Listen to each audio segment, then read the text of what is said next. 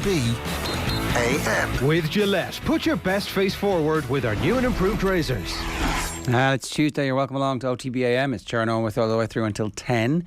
You can get us at Off The Ball AM on Twitter. You can use the hashtag OTB AM. You can leave a comment on the YouTube stream, or you can slide into our DMs. However you want to get in touch with us.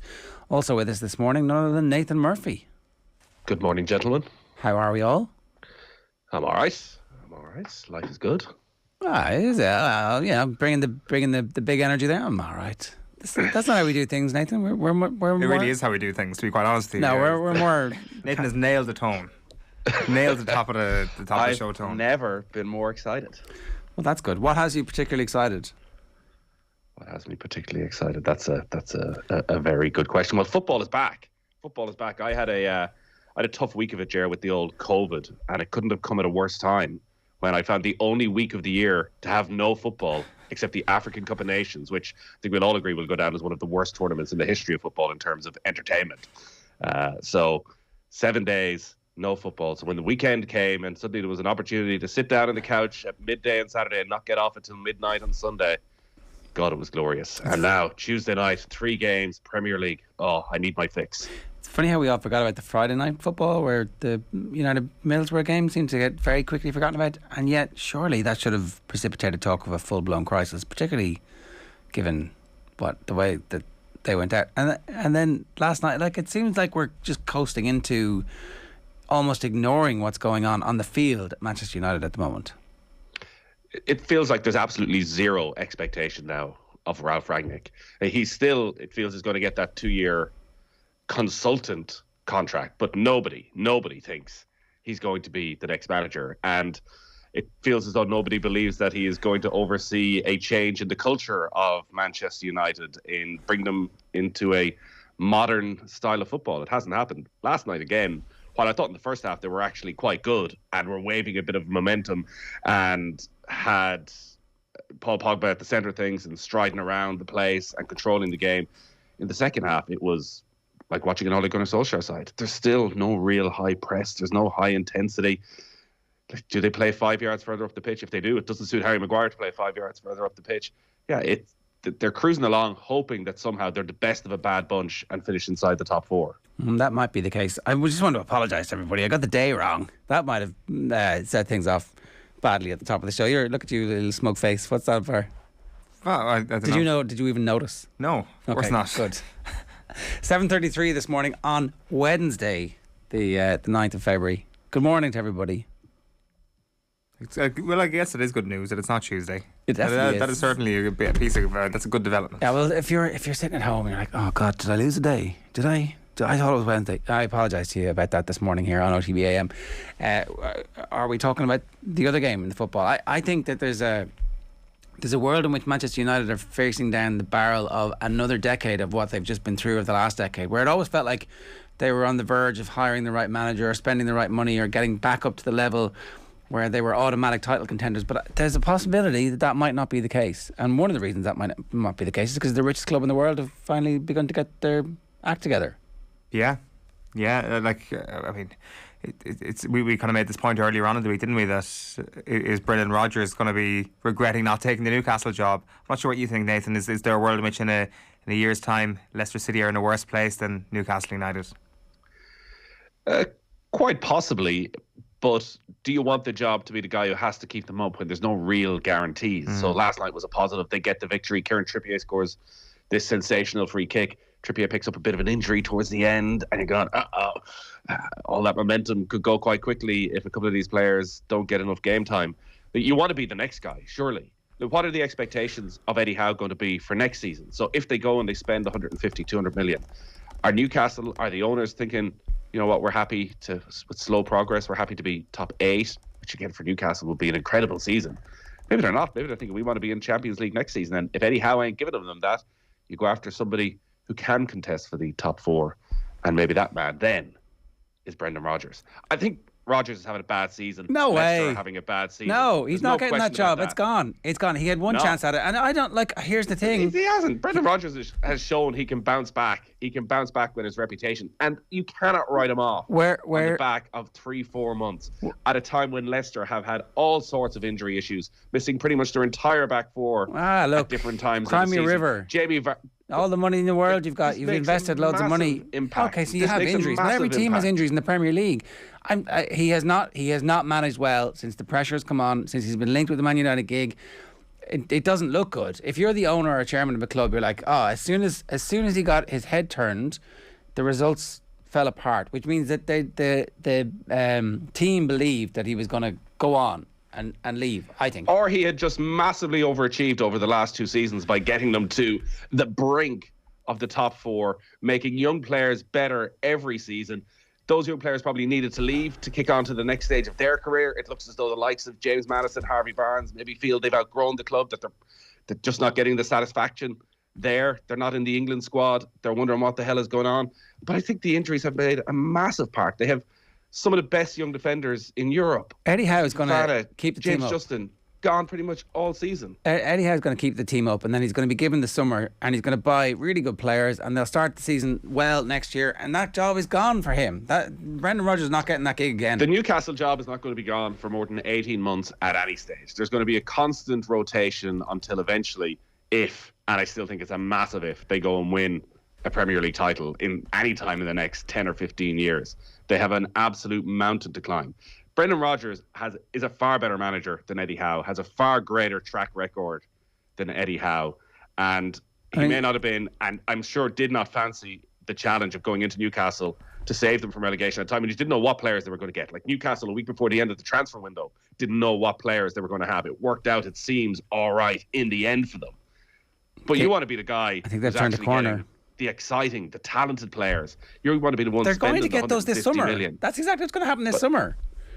He's keeping them up. They'll get some of them, but with every passing summer and every step up, you're not like Newcastle aren't going to get anybody who wants to play. Obviously, anybody who wants to play Champions League football, anybody from the elite this summer. Maybe the summer after they can. Maybe the summer after that. Brendan Rodgers is still a young man. 500 grand a week gets you a lot of players.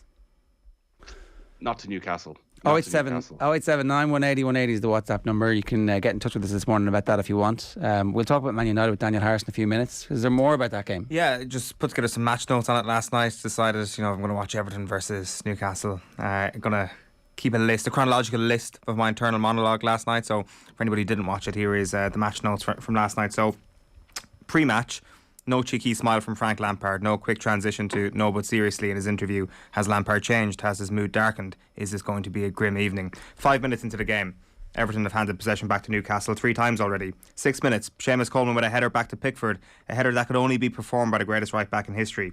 8 minutes, Chesney Brown from Coronation Street has had a child and his name is Anthony Gordon. 9 minutes, Coleman with a cross to the head of Townsend, who makes a mess of the header. Best cross ever in Premier League history though. 10 minutes, Eddie Howe taken out by Seamus Coleman. What an honour for the Newcastle manager to feel the touch of the greatest fullback in the history of football.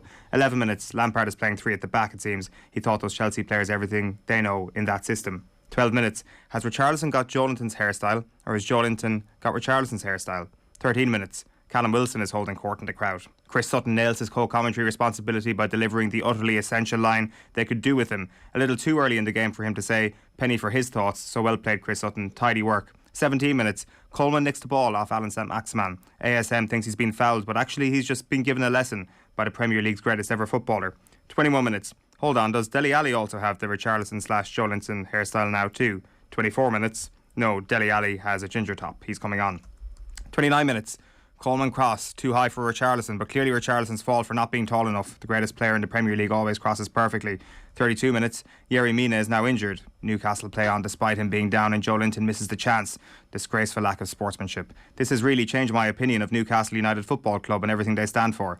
33 minutes, Shelvey goes in with a heavy challenge on Gordon and he gets booked. Shelvey appears to have forgotten it was Everton who were meant to be angry after the previous moment of play. 34 minutes, Gareth Southgate is here sitting beside Amanda Staveley and her husband. I'm greatly looking forward to seeing John Joe Shelvey run the midfield for England and Qatar this year. 36 minutes, goal for Everton after the Jamal Lascelles gets in the way of a Matt Targett goal line clearance. 37 minutes, you wouldn't like Jamal Lascelles when he's angry. He's decided it's time for Everton to feel the embarrassment of scoring an own goal. 43 minutes, Jordan Pickford kicks the ball straight out of play. Jordan Pickford is now shouting at his teammates once again after shouting at his teammates for conceding an own goal a few minutes previously. 45 minutes plus 3 for injury time. Proper League One stuff here. This is what we live for. Goalmouth scramble because Joe Linton slips as he's about to strike for goal in acres of space in the box. He gets his body into such a weird position where he manages to kick the ball off his own head. 52 minutes, oh my word, Seamus Coleman has just played a beautiful ball from his own half right into the chest of Dele Alli. But unfortunately, the ball has been played right into the chest of Dele Alli and he can't control and the chance is gone. This is not going well for him. 55 minutes, Donny van de Beek is in his familiar place, warming up. You can see it in his eyes that he is hoping beyond hope that the manager does look over to him and he hears for the first time ever, get in there, Donny. 56 minutes, goal for Bournemouth, Ryan Fraser. Dele Alli gives the ball away and proceeds to not track back very well. Chris Sutton does not approve. This is not going well. 59 minutes, oh my god, it's happening. Donny van de Beek is about to play half an hour of a Premier League football match. Praise the Lords for Andre Gomez's yellow card. He's been hooked by Frank. Donny has arrived. 62 minutes. Question. It would be objectively funny if Frank Lampard got relegated, but why? What has he done to us? 63 minutes. Chris woulda, coulda, shoulda with another opportunity to score his first Premier League goal since November, but he doesn't manage to get on the end of an Alan St Maximin ball. 65 minutes, Jordan Pickford tries to clear the ball for a throw-in, but it goes straight up in the air. Sarcastic cheers from the home crowd. Brantwaite then tries to clean it up, but he swings at fresh air and the ball whacks off his standing foot and out it goes for a corner. The sarcastic cheers are now bellows. Pickford isn't even angry this time. He's just disappointed. 69 minutes, Andros Townsend touches the ball in an astonishing development. 72 minutes, Seamus Coleman swings a boot and misses the ball, slicing it, but to a teammate. Even when he's mortal, he's still a god of this game. 78 minutes, the Saudi Arabian Public Investment Fund should write Alan St Maximin a blank cheque. 80 minutes, boom, Kieran Trippier back of the net. Jordan Pickford here has left a gap in the wall to invite one specific shot from Trippier, but he unfortunately can't save that one specific shot from Kieran Trippier. Staveley and co are high-fiving in the expensive seats. You've got to feel thrilled for them. Gareth Southgate is third-wheeling big time now though. 84 minutes, Ali tries to slip Richarlison through, but he's got his back turned and the ball trickles out over the end line. This is not going well. 87 minutes, Ali goes down too easily in the box as he's shoved off the ball and gives up appealing for a penalty after 3 milliseconds. This is not going well. 90 minutes, debut for Bruno Guimaraes. The phones are out in the stands. £40 million of good, clean, honest money made flesh. 93 minutes, Bruno performs a back heel. Transfer fee paid back immediately. 94 minutes, Ali nails Joe Linton. That's for the hair. This is not going well. Full time, the director's box goes crazy. Southgate still not included in any of the hugging. If you want to get in touch with us this morning, 0879 180 180 is the WhatsApp number, or of course you can leave a comment on the YouTube stream, hashtag OTB AM. Here's what's coming up between now and 10 o'clock. We're going to speak with Daniel Harris at 8:10. We've got the sports pages at 8:30. Daniel Kinahan featuring prominently on the front pages. The sports news, John Duggan, and then we'll bring you Keith Wood's thoughts about Ireland-France at the weekend. And then obviously big launch yesterday from the LGFA ahead of the new league season, and we'll also play some of Dan McDonnell on the FAI launch yesterday. Before we get to that with Nathan, we've got a special competition for you this morning. Aer Lingus is the official airline sponsor of the Irish rugby team, bringing home advantage to wherever the team plays. And to celebrate, we have a legitimately amazing prize: a pair of match tickets, flights and 2 nights accommodation to be won for this weekend's Six Nations clash between France and Ireland, as well as a signed jersey. Daily winners get an Ireland jersey to win the chance of winning, and all you got to do is tell us our mystery voice. At least they download the first episode. That's one former Ireland star considering launching his own podcast. At least they download the first episode. To enter, you can WhatsApp the answer to 0879 180 180. Tweet us at Off The Ball or comment on the YouTube channel. There was a little sideways glance from you there. I don't know who it is. I think that the context of it, I presume I know who it is. But each daily winner will get an Ireland jersey and we'll go into the draw. Everybody goes into the draw on Thursday for the grand prize. Here's what Frank Lampard had to say to BT Sport after last night's defeat. Were they lacking in aggression for you? You know, are they lacking in a bit of confidence as well, do you think? Yeah, the confidence one smacks you in the face because I come into the club when they want to run a results that's left them in the position where we're in. So it's my job to change that, but there isn't a magic wand on that front because this is the Premier League. So the only thing to do is to work and to focus, to look back at the game and just look forward about what we can do in the next games coming up. I mean, it's if anyone thought this was going to be easy because we beat Brentford in the Cup, it was never going to be that. So it puts a real sharp focus on it for us, and I've got a real belief in the squad, but we must build that confidence, and we must, where we saw confidence go through the roof on Saturday in not much time, we saw it go down the opposite way, and that's work for us to do. Good chance that they're getting sucked into that relegation battle and not getting out of it. I think they'll be in that relegation battle, but I think they'll survive. They're too good to go down, Ger. Too good to go down. Are they? I think there is. Are we sure about that? Quality again. Calvert-Lewin was on the bench last night. If they can't keep him fit, Calvert-Lewin ends up not playing between now and the end of the season. They got themselves a big problem because the goals ain't coming from anywhere else. What's more likely to happen? The player who's been injured all season, miraculously having a great 2-month window to keep his team in the Premier League, or the injuries to linger on into the summer and him to get a move in the summer. That happens. Well, that is the key, getting him back fit. I still think Everton are far stronger than Norwich, Watford, Burnley. Now, Burnley, we've the one who of the track record, have been able to get it done and grinding out the odd point here. I think it's 11 draws for Burnley. It's still just the one win for Burnley all season. But the two signings were very strange signings. Like Dele Alli, we know is brilliant talent, 2-time Young Footballer of the Year. But even at his absolute peak at Tottenham, he was never a player who controlled a game. He was never a player who took a game by the scruff of the neck. He was a player who you sort of forget was there for 10, 12 minutes and then would pop up with a moment of genius, would pop up with a brilliant decisive pass or make that run in behind the defence and get a goal. But he wasn't somebody, he never became what people thought he might when he was 18, 19, like the number 8 who could be the box-to-box, who could dominate a midfield in the way a Frank Lampard did at times, that could be involved in everything. That's never been Dele Alli's game. So you wonder where that fits into a side who are really struggling and under enormous pressure at a stadium that is on your back and will be on. I think Frank Lampard will have a good honeymoon period because I think the fans will be on the players' back pretty quickly around this. And Donny van de Beek, we don't know what sort of player Donny van de Beek is anymore. He can't be a player full of confidence. So it doesn't feel like you're bringing in any steeliness at all to that Everton side. Owen touched on the lost Yerry Mina to injury quite early last night. They have a lot of problems at the moment, Everton. I still think they'll just about have enough. But already you're looking at Newcastle and thinking Newcastle are going past Everton quite quickly.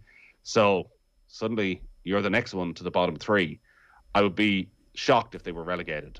But would you legitimately be shocked? Or like at the end be like, I'm not really that surprised given the absolute chaos that reigns behind the scenes, the stories we hear of the salaries, the stuff that the club has been through, the complete lack of any overarching plan, the entire backroom crew moved out, a new one has to come in mid-season. You can't, at the end of the season when you read the 8,000 words athletic piece, you'll be like, oh, that all makes sense now.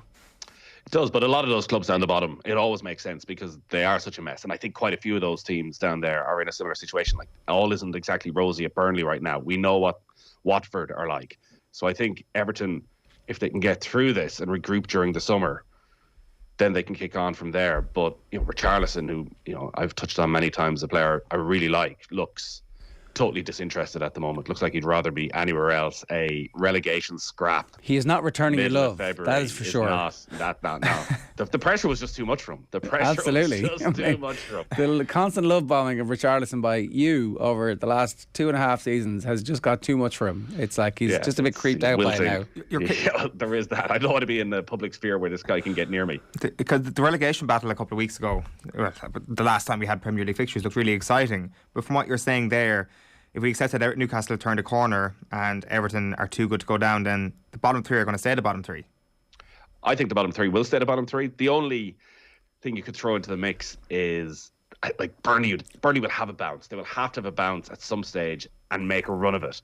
And you're looking at somebody like Brentford, who've lost their last 4 games in a row. Their star man, even Tony's over on holidays, and he said, F the club.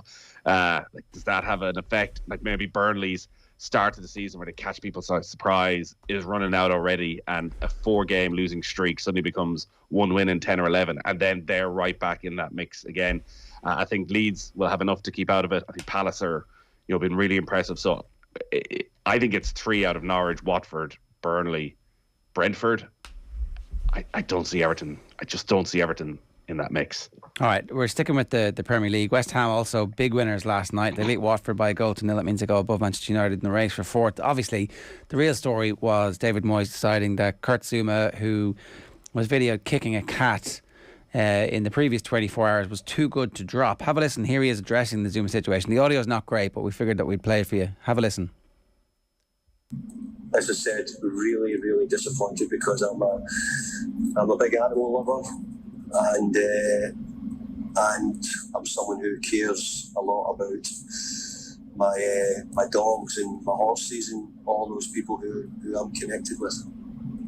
Will you speak with him, or will you leave this as a separate matter for the club? Is that how you're approaching this? Yes, the club are dealing with it, as you well know. I've already spoken to him, and we'll move on as much as we can. We wanted to try and get this game out of the way, and we understand that it's not something which everybody's pleased about. In fact, nobody will be pleased about it. It's a really poor situation. He was too good to drop. Did you think about dropping and leaving him out? No, he's one of my best players. It's like, 'cause I don't really care what happens. It's irrelevant to me what this man's character is. It's irrelevant to me the fact that he's been pictured kicking an animal, because I'm an animal lover, so therefore it's okay. I love my horses. I've got horses, by the way. Subtle flex. I mean, I'm sorry, but don't F with cats. And the backlash here is going to be long and continuous, I think, because there's if you think about what Kurt Zouma did, and if you think about the photograph that went around of Gordon Elliott sitting on a dead horse, the horse died of natural causes. This guy is actually pictured kicking a cat and throwing it, slapping it, and throwing a shoe at it. I mean, I don't know. I think that he's thrown petrol all over this situation. It's clearly an incredibly serious issue from a PR point of view, which is how clubs would generally approach this. You leave him out, you hope it dies down, you give him a heavy fine, the player comes out and repents. You don't say, well, what happens over there is nothing to do with the football side of things. Now, we would never look to West Ham as a club for, I think, moral leadership on anything. But David Moyes always felt separate and was trying to change what West Ham were about and give them a bit of integrity on and off the pitch. And he has let himself down badly here. You cannot play Kurt Zouma after that video emerged of kicking a cat in front of his kids, chasing it around the house to punch it. Absolute insanity. And his comments only made it worse. To say, where does that end? It's not a football matter. We know that what happens off the pitch has to have an influence. You have to want a certain type of character in your dressing room. And it seemed quite noticeable at the game last night that it wasn't just the Watford fans who were booing Kurt Zouma. It seemed as though it was the West Ham fans as well who were looking at this going, what the hell are you doing? This guy is not somebody we want. Not someone we want associated with our club. And from a position where you could probably get away with just leaving him out for the one game and moving on with the way the football world works, it feels now that this is going to become a huge issue for West Ham as to how they deal with Zouma. West Ham talking about it before the game, they said that they're dealing with it internally.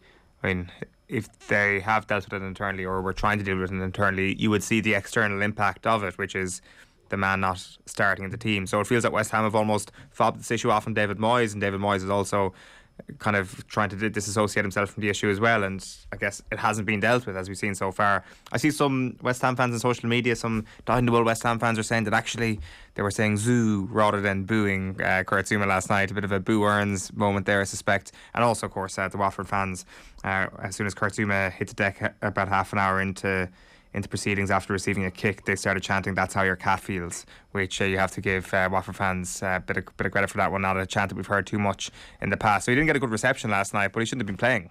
Alison Rudd says it all became a tireless pantomime, though, that stuff from the crowd, and it's the type of thing that it goes away after a week or two, is what West Ham hope. Clearly, I would have thought that if you bring such shame on your club, as in any business, but even more so maybe in football, that you're taken out, that you are receiving a hefty fine, whatever the maximum the PFA will allow. You don't get to play for a couple of matches. There's a certain degree of public shaming that you have to go through then as the player, and rightly so. But to sort of brush it under the carpet and say, well, listen, what he does at home has nothing to do with this club. As long as he turns up, trains well, and is one of our best 11 footballers, I'm going to pick him no matter what. What sort of culture does that set in that West Ham dressing room? Well, and in football generally, and I think that you make the point, we shouldn't really be looking to football for moral guidance, and yet so many people love football and they love the power that and other sports have to bring people together, and then this stuff just makes you're just reminded that none of this really matters. Again, it's just a bunch It's not even moral guidance it's here, just is a it? bunch of This isn't millionaires moral having guidance. fun, and that's all that matters is that they're all going to get their win bonuses last night. You know, is there a cohort of people in that dressing room who are turning on Zuma last night after the game going, you know, that was bad, or they're like, yeah, good man, you did well there, you dealt with the pressure well, screw them. Like, that's I'd say it's more the latter than the former. Batten down the hatches immediately, go straight into to that sort of point of view, I guess.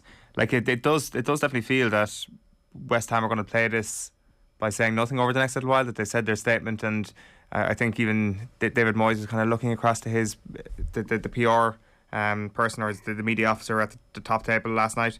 There is a way in which they're going to try and kill this over the next little while without any real consequences for Zuma. I mean, and even when he talked there about everybody in the dressing room being happy to get their win bonuses and all that, like even if Kurt Zuma was just denied his win bonus or whatever, the money is, he'll still make a pretty penny next week, and there wouldn't necessarily be any consequence. No, exactly. There is no consequences. It turns out there have been no significant consequences. Not for West Ham for playing him, not for Zuma for what he did, not for football generally. The circus rolls on and everybody forgets about it in a little while. Like it will be in 6 months' time. What was the Zuma story again? Because we're all guilty of it. I think in some ways we're all complicit. Right, so that's the story with West Ham. They're up to 4th, which is the most important thing. You know, they're back in the hunt for Champions League. There was a bit of a wobble. They've come out of the wobble the other side. Don't know how good they were against Watford, but let's move on, because the FAI gave a 90-minute press conference yesterday to reflect on a whirlwind 24 hours for them, where the Euros bid was confirmed.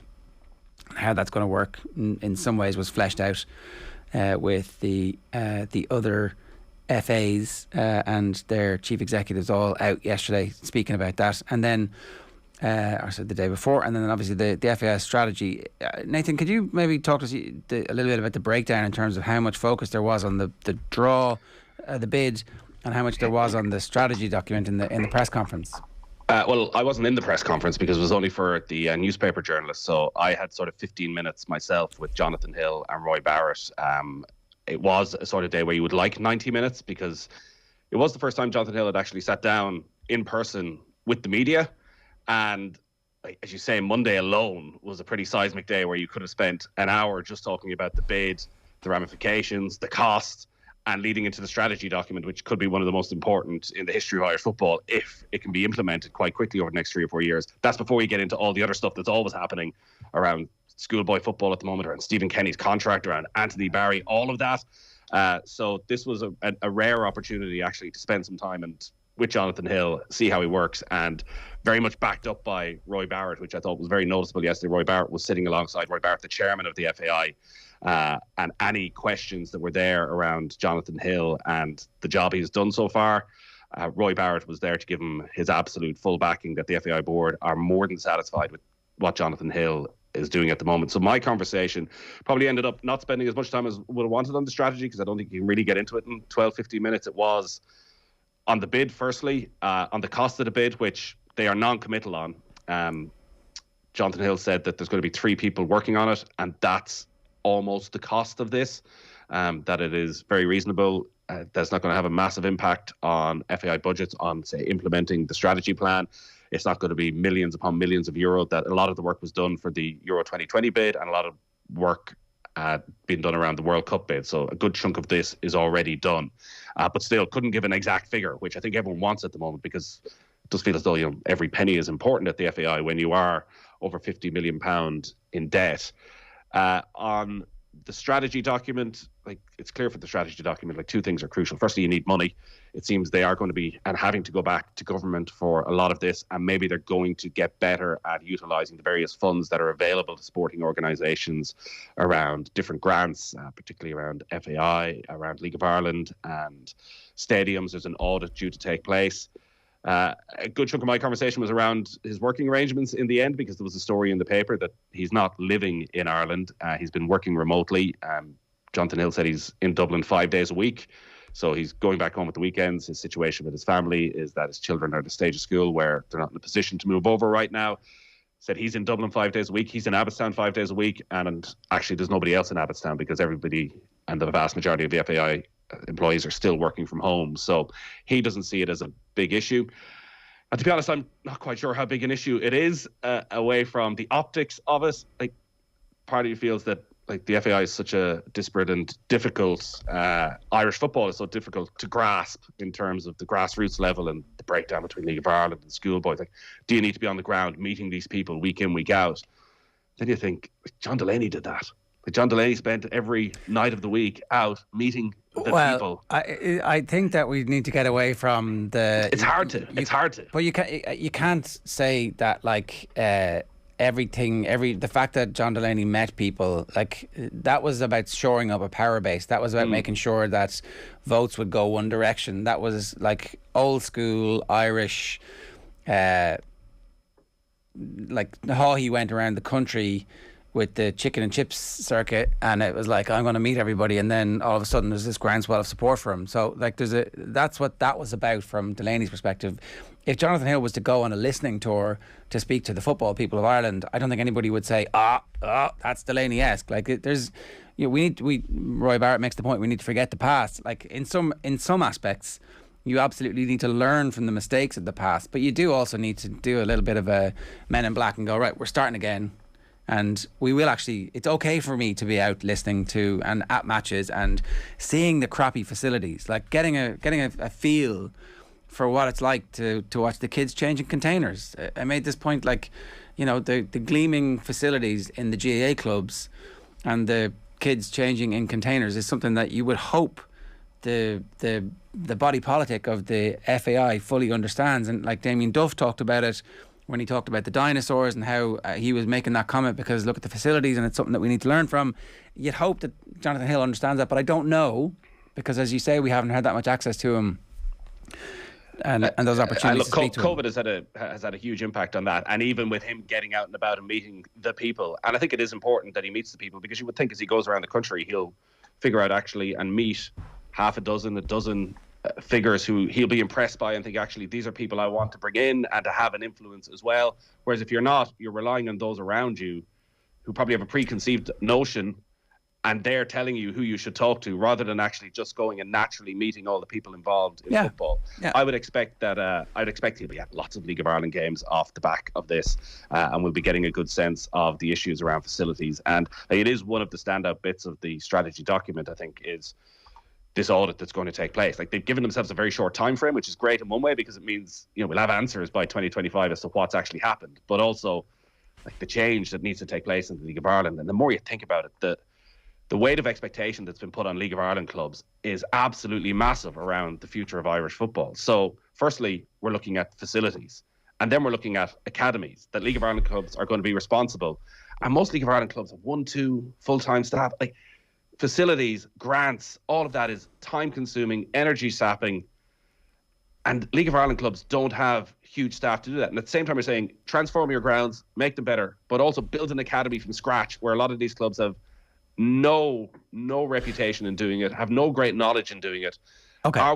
I think the FAI will, as part of this, have to give them the resources somehow to make all of that more straightforward. Yeah, you could centralise that resource and then have liaison officers who work with individual clubs around. Once the survey is done, these are your facility requirements, this is your academy requirements. Centrally, we're applying for this amount of money and you will get this amount over this period of time. It won't be everything. You're going to have to fundraise part of that yourselves, but we commit to giving you X amount and you're going to have to raise the rest. Like, there's templates from World Sport, there's templates from Irish Sport about how to do this. Let's hear from Jonathan Hill. Here he is talking to you about how the Euro 2028 bid came around. And that to me would be the key, is that if we can have the Irish team part of the tournament itself, I don't think there's any question that the young boys and girls in Ireland, along with many other adults who will enjoy the tournament, will not be inspired to take up the sport of football. That is what we're here to do.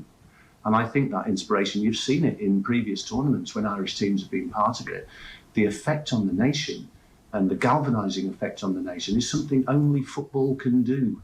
Yeah? The Irish national football team has an effect on the nation in a way that no other sport in Ireland does. And that would be one really strong reason for me for us to be part of that actual process. Now, look, one of the things that UEFA are looking at is moving from 24 teams to potentially 32 teams taking part in that tournament. Now, if it does go to 32 teams, it would be very much part of our objective, and this may again be written into the 26 to 30 strategic plan, for us to qualify directly to the tournament, whether we're hosting it or not. And I think that the effect on Irish football of having the men's senior team, and by the way, having the women's senior team qualify for a Euro of a World Cup, is absolutely transformative for the game. And that would be my simple answer to your question. It will inspire everyone to become involved in our sport. That's what we're here to do. So that's about participation. I think that was one of the other kind of things that didn't get talked about. A huge participation is actually one of the main pillars. If there are loads and loads of people, more people playing football, then they will ultimately end up being football fans, and they can be transformed into national team fans or local League of Ireland fans. I buy that participation is hugely important. It wasn't sold as participation.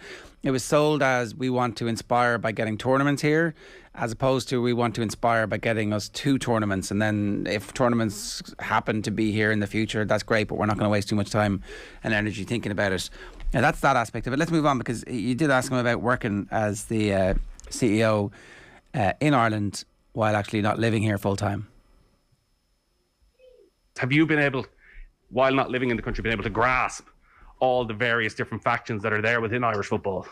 Look, I've been working 12-hour days every day since I started 15 months ago in relation to building my understanding of Irish football and talking to, as you say, all of the many disparate and different stakeholders across the game. So I think I've built up a pretty good understanding of some of the core issues. And by the way, some of them are not rocket science.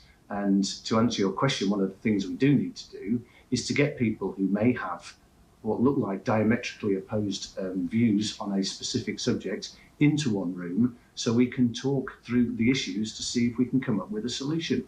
And unless we do that, we won't come up with solutions. But that needs everyone to come into the room, and to come into the room in the right frame of mind, and with the belief that we can find solutions to some of these historical legacy issues that we've got. Are you going to move to Ireland? Look, all of this has been complicated by the pandemic, and you're very much aware of what's happened in terms of first 6 months that I was in the job. Nobody could move from one place to another. We were all in lockdown anyway. I am now working 5 days a week here in Abbottstown. I'm actually working in an office where there are no other staff in here because the office hasn't been open. But I understand symbolically how important it is for me to be here. Has it been a concern for the board, Roy? No, it hasn't been a concern. So you know, at a level, it's a little bit strange having this conversation about, you know, somebody not coming to the office and working in the office, where for the last couple of years nobody's been able to do that. And as we've evolved through a pandemic, people's attitude to work in the workplace and what's appropriate and what's going to be known in the future has completely changed. From my perspective, as I look at it, and I probably work the closest with Jonathan, you know, on the board in my role. You know, I've a very simple view. I mean, you kind of judge people on outcomes. You judge them on their effectiveness, their productiveness, and their work ethic, and how they go about it. So Jonathan, in my view, and in the board's view, is doing a really excellent job. It's funny, Nathan, but all of the stuff that we've seen from Jonathan really has been, from Jonathan Hill, has been short sound bites or in-house media stuff. He's actually a very good performer when he's having conversations that are conversational about stuff that he is intimately familiar with. And a bit more of this wouldn't really hurt when it comes to establishing trust, establishing a relationship, and establishing credibility. I know everybody's like, oh, John Delaney, yeah, and that ghost haunts everybody in all these conversations. But actually, you can't just not do stuff because John Delaney did it. Like, he should be in the media. He should be saying, this is our vision, this is how we're getting those stakeholders together. That point of getting people, it's not rocket science. It's interesting to hear, because it may well be Israel-Palestine, it may well be Northern Ireland, to try and get Dublin schoolboys and Dublin League of Ireland clubs all heading in the same path. But it might not be, you know? And maybe somebody from outside goes, well, this is a fairly easy solution here. You do this and you do that, and we'll pay for this, and away we go. Well, exactly. You don't want to go down the John Delaney route where he didn't speak or answer to the media for 3-4 years at one stage. I think it'd be great for Jonathan Hill to have these sit-downs on a regular basis, because there is a passion and a huge interest in Irish football. And actually, everyone does want all the detail. They want to get into the minutiae of what you plan around League of Ireland, schoolboy football, Stephen Kenny's contract, sponsorship deals. Everyone is fascinated by all of this and wants to know. And it'd be great to, we've offered Jonathan Hill the chance to come on the show and sit for an hour and give his vision and have that conversation, and hopefully he'll take it up over the next while. So yeah, I think he's a very accomplished performer, and as I say, you can see Roy Barrett has his backing. It was interesting, about his abilities, because I think a couple of the question marks have been about getting a deal done, because it's over 2 months now since he was tasked with securing Stephen Kenny's contract. That still hasn't been done, despite everyone saying that Stephen Kenny wants to stay on and the FAI want him to stay on. But he says it'll definitely be done in the next month or so. Obviously, the Anthony Barry news has probably thrown a little bit of a spanner in the works there as well in terms of backroom staff. And the other one then is the sponsorship deal, which maybe is more symbolic than anything else. A sponsor for the men's senior team. He's very keen to point out that they've brought Sky on board for the women's national team, which is a very important deal, which I think most people would agree with. But symbolically for the FAI to say, actually, a big business has come on board. And Roy Barrett was sort of making the point that they probably could have got deals done, but that with every passing month, the FAI's reputation is being restored a little bit more, and the results on the pitch are better. So instead of taking the cheap deal 6 months ago, actually getting the full value. And so I think when you break it down into how these decisions work, like, it is a sponsorship manager going into CEO saying we should sponsor the men's national team, and for multi-years. That's a hard sell at times, I'm sure, when it's a 7-figure deal to sponsor the men's national team, to make that sort of investment when there's always a concern of what's round the corner with the FAI. But maybe that's coming to an end. Yeah. All right. Nathan, good stuff. Thanks a million. Cheers, lads. It's 11 minutes past 8. We've got a very busy show still to come on OTB AM between now and 10 o'clock. We're going to hear John Duggan's picks on virtual insanity this week. We're talking rugby with Keith Wood. Up next, Daniel Harris is going to talk to us about Manchester United. OTB AM. This is OTB Sports Radio. The Club Championship Show on OTB Sports. You're just sort of getting into a routine, and it's nearly the talking that's more important than the exertion on the training pitch or even in the matches. It was an example about how you should hand pass the ball. Always into space, always into the path of a runner. Don't miss a moment of the GA Club Championship. Download the OTB Sports app, subscribe to the GA podcast feed, and watch the Club Championship Show every Wednesday across OTB's social channels. We all saw Bristol last season. I know they didn't survive it in the end, but they had it in a really, really bad position come Christmas and actually caught up quite a lot and put a lot of pressure on those above them. And that's all we can do. We can just put pressure on the people that are above us, keep on chasing, and we'll see how the season turns out, really. Is there any part of you that kind of finds it, I don't know if exciting is the right word, but is it a different kind of motivation to say when you were doing really well in your first year with Redden? What does this feel like? What is the difference? Yeah, it is a different motivation. I think I've played in the WSL for maybe 7-8 years, maybe. I'm not quite sure on how long now, and I've definitely done been anywhere within the league. I think when we first came in with Reading, I was in a relegation battle with Reading against Doncaster, so I've sort of been here before, and in the last few seasons we've been closer towards that relegation battle. But actually, it's a really exciting place to be. I know it doesn't feel like it, and it's daunting, but this is exciting. Top of the table, that's exciting. Bottom of the table, that's exciting. That's the sort of football that you want to be in. These are the pressure games that in 15, 20 years' time I will look back on and I will remember. These are the important matches for me, not the middle table teams. With prices from only €289 for fully comprehensive car insurance, everyone's making the jump to getsetgo.ie. New business policies only. Prices subject to minimum premiums. T's and C's apply. MCL Insurance Services Limited Trading is getsetgo.ie is regulated by the Central Bank of Ireland. OTB AM. With Gillette, put your best face forward with our new and improved razors. You'll have heard a clip from the Koi Gig podcast there on the OTB Podcast Network. It's in association with Cadbury FC, official snack partner to the Republic of Ireland women's national team. That was Ireland and Birmingham's Harriet Scott chatting with Karen Duggan and Kathleen McNamee, and that podcast is available on the OTB Sports app or wherever you get your podcasts. Now, 14 minutes past 8, time to turn to Manchester United. Daniel Harris is with us. Daniel, there was a real sense of deja vu watching the team last night. It's hard to distinguish this team in some ways from as far back as the Van Gaal and Mourinho teams, but it certainly had a bang of Ole Gunnar Solskjaer off it last night. Is that just where Man United are at the moment until a new proper manager comes in with the long-term vision, who has the full backing of a transfer window behind him? You don't know, because we've obviously, as you say, we've been here before. It feels like there have been some improvements over the last few games. I felt with Rangnick that it didn't get better quickly enough. That was kind of troubling, the way it was still crap, really, like in the same way that it was rubbish under Ole for so long. But the last few games have been better. The second half of Brentford, some of the Villa game, the first half of the Villa game, the West Ham they played acceptably, and they played really well against Southampton, but lost. Not Southampton, sorry, against Bournemouth, but lost. And again, last night they were good. Good is probably actually a little bit strong, but they played acceptably in the first half. But what they lack is the ability to put down a 90-minute performance. I mean, the way that they played last night, a proper team, when Burnley equalises, go on and win by a couple of goals. And United, they just lack a little bit of quality and a little bit of cohesion. And you can blame some of it on the manager, but these players have got numerous managers sacked, and they should know what to do on a football pitch at this point, and they shouldn't need exactly telling. There are other issues in that they need a centre forward badly, and that they need to settle on a lineup so that players can settle, and players can get used to playing with each other. So, for example, Jadon Sancho, probably United's best attacker last night. When he's had some opportunity to play for longer with some of the other players, they'll probably find him slightly easier to read, because, I mean, you're watching and you're never... The thing with Sancho is he's unpredictable in some ways. You're not quite sure what he's going to do because he's capable of so much. And so I feel like the players need to get onto his wavelength, which they aren't quite yet.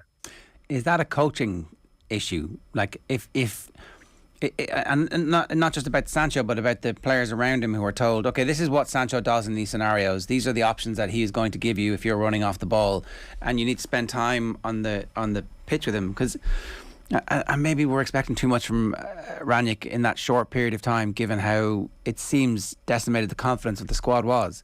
But fundamentally, is it a coaching issue with Sancho that you can look forward with some positivity around that signing and think, there are signs of creativity? If somebody who knows what they're doing is on the coaching pitch with the rest of the players, they'll begin to understand what he's trying to do.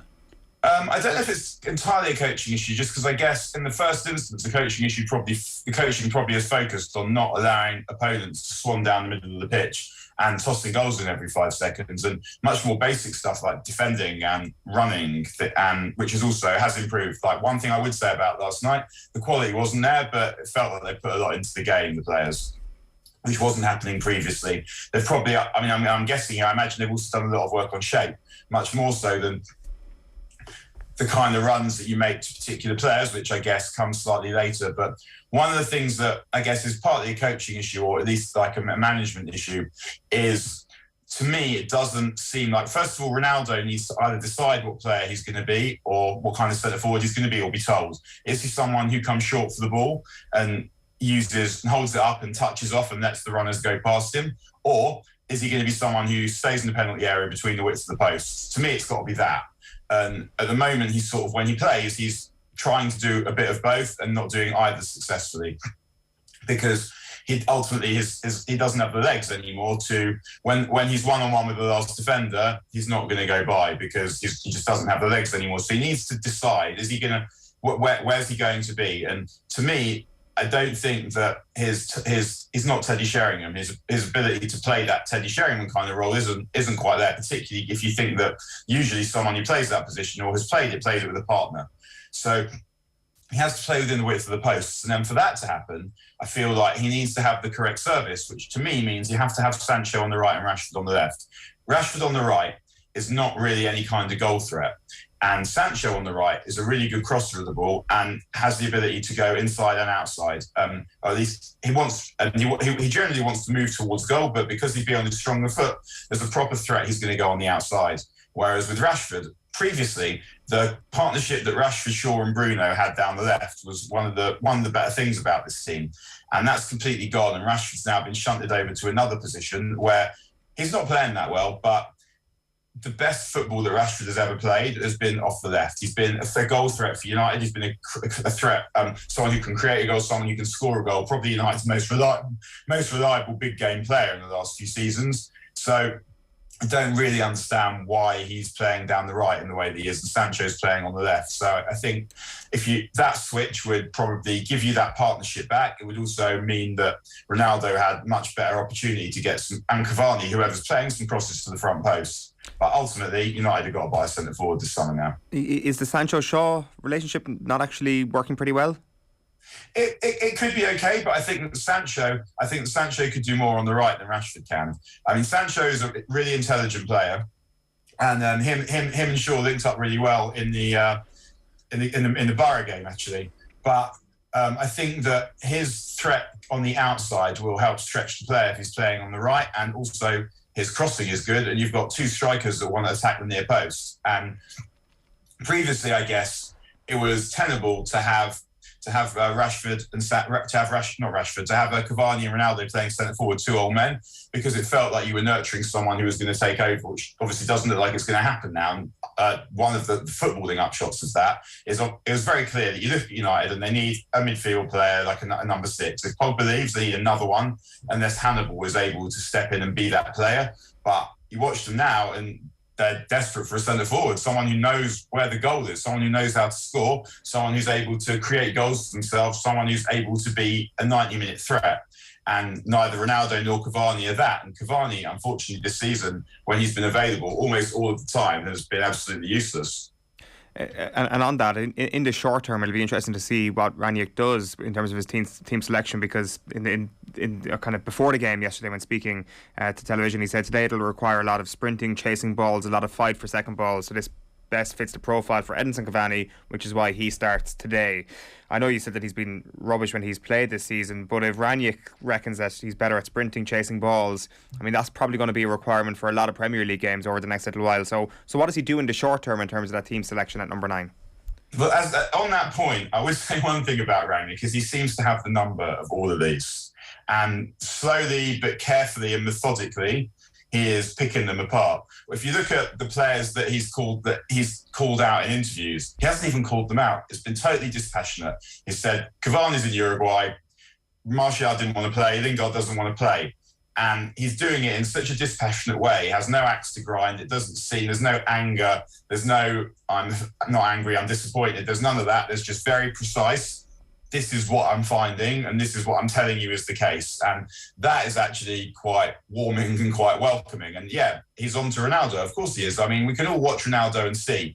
And that said, signing Ronaldo even more so now, I don't think was a mistake, even though we can all see his limitations. I think the only thing that would be the case if United hadn't signed Ronaldo would be, as well as being nowhere in the league and out the FA Cup, they'd also be out of Europe. So ultimately, signing Ronaldo has worked out in that sense that if they hadn't signed him, they would also be out of the Champions League now, and they're not. But he's on to Ronaldo. I mean, he can't give Rangnick what he wants for a centre forward, and the goals have also disappeared. So in that circumstance, what is he giving you? Almost nothing. And unfortunately, that's also the case with Cavani at the moment, and there's no real way around that. I mean, the team around them can play better, I suppose. Is there then a case that actually Rangnick is doing a job here that will, in the long run, be very important, where a genuine, dispassionate assessment is being made of every individual squad member, as opposed to some kind of, oh, he's a good fella, you know, he's great around the place, or he has a legacy here, or I know this person, which seem to kind of be a little bit at the heart of the recruitment, and certainly the keeping everybody around and keeping everybody happy. That, like, the squad is massively bloated, and if somebody comes in and goes, this guy has to go, this guy has to go, this guy has to go, this guy has to go, this guy has to go, then at least there is no opportunity blockers for the younger players. You get to see what they are, and you also diagnose correctly what the needs of the squad are. Yeah, I mean, that's the thing, is when you watch a team and you think, well, nothing is working, you try with the senior players, you just kind of think, well, why not give the younger players a go? So on that point, I was felt slightly disappointed that Hannibal wasn't on the bench last night, and that in what circumstance are you really going to need Mata here, who is someone who has absolutely no future at United? It's absolutely astonishing that he's still even there. So you do want to see that, and I'm absolutely certain he fancies himself a centre-back as well, because we're just watching how Harry Maguire's playing, and the season that he has put down is absolutely untenable for someone who not only plays as a back for Manchester United, but is the captain.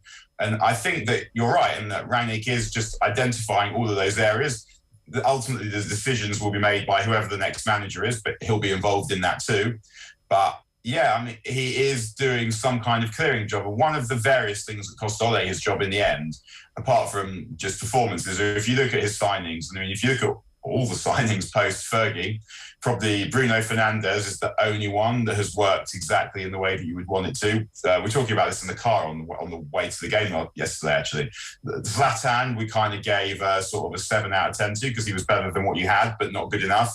But none of the other buys have been good enough. So it's all very well. I mean, you kind of sit there thinking, well, this is what needs to be done. And Rangnick is absolutely identifying the players, I think, that can't go forward with the club, and just getting it done in a way that Ole, for whatever reason, felt like he didn't want to do it, perhaps because he thought that if he'd have got rid of all the players that needed to go last summer, he didn't trust the club to give him replacements, so he preferred to have someone rather than no one, as the Smiths once said.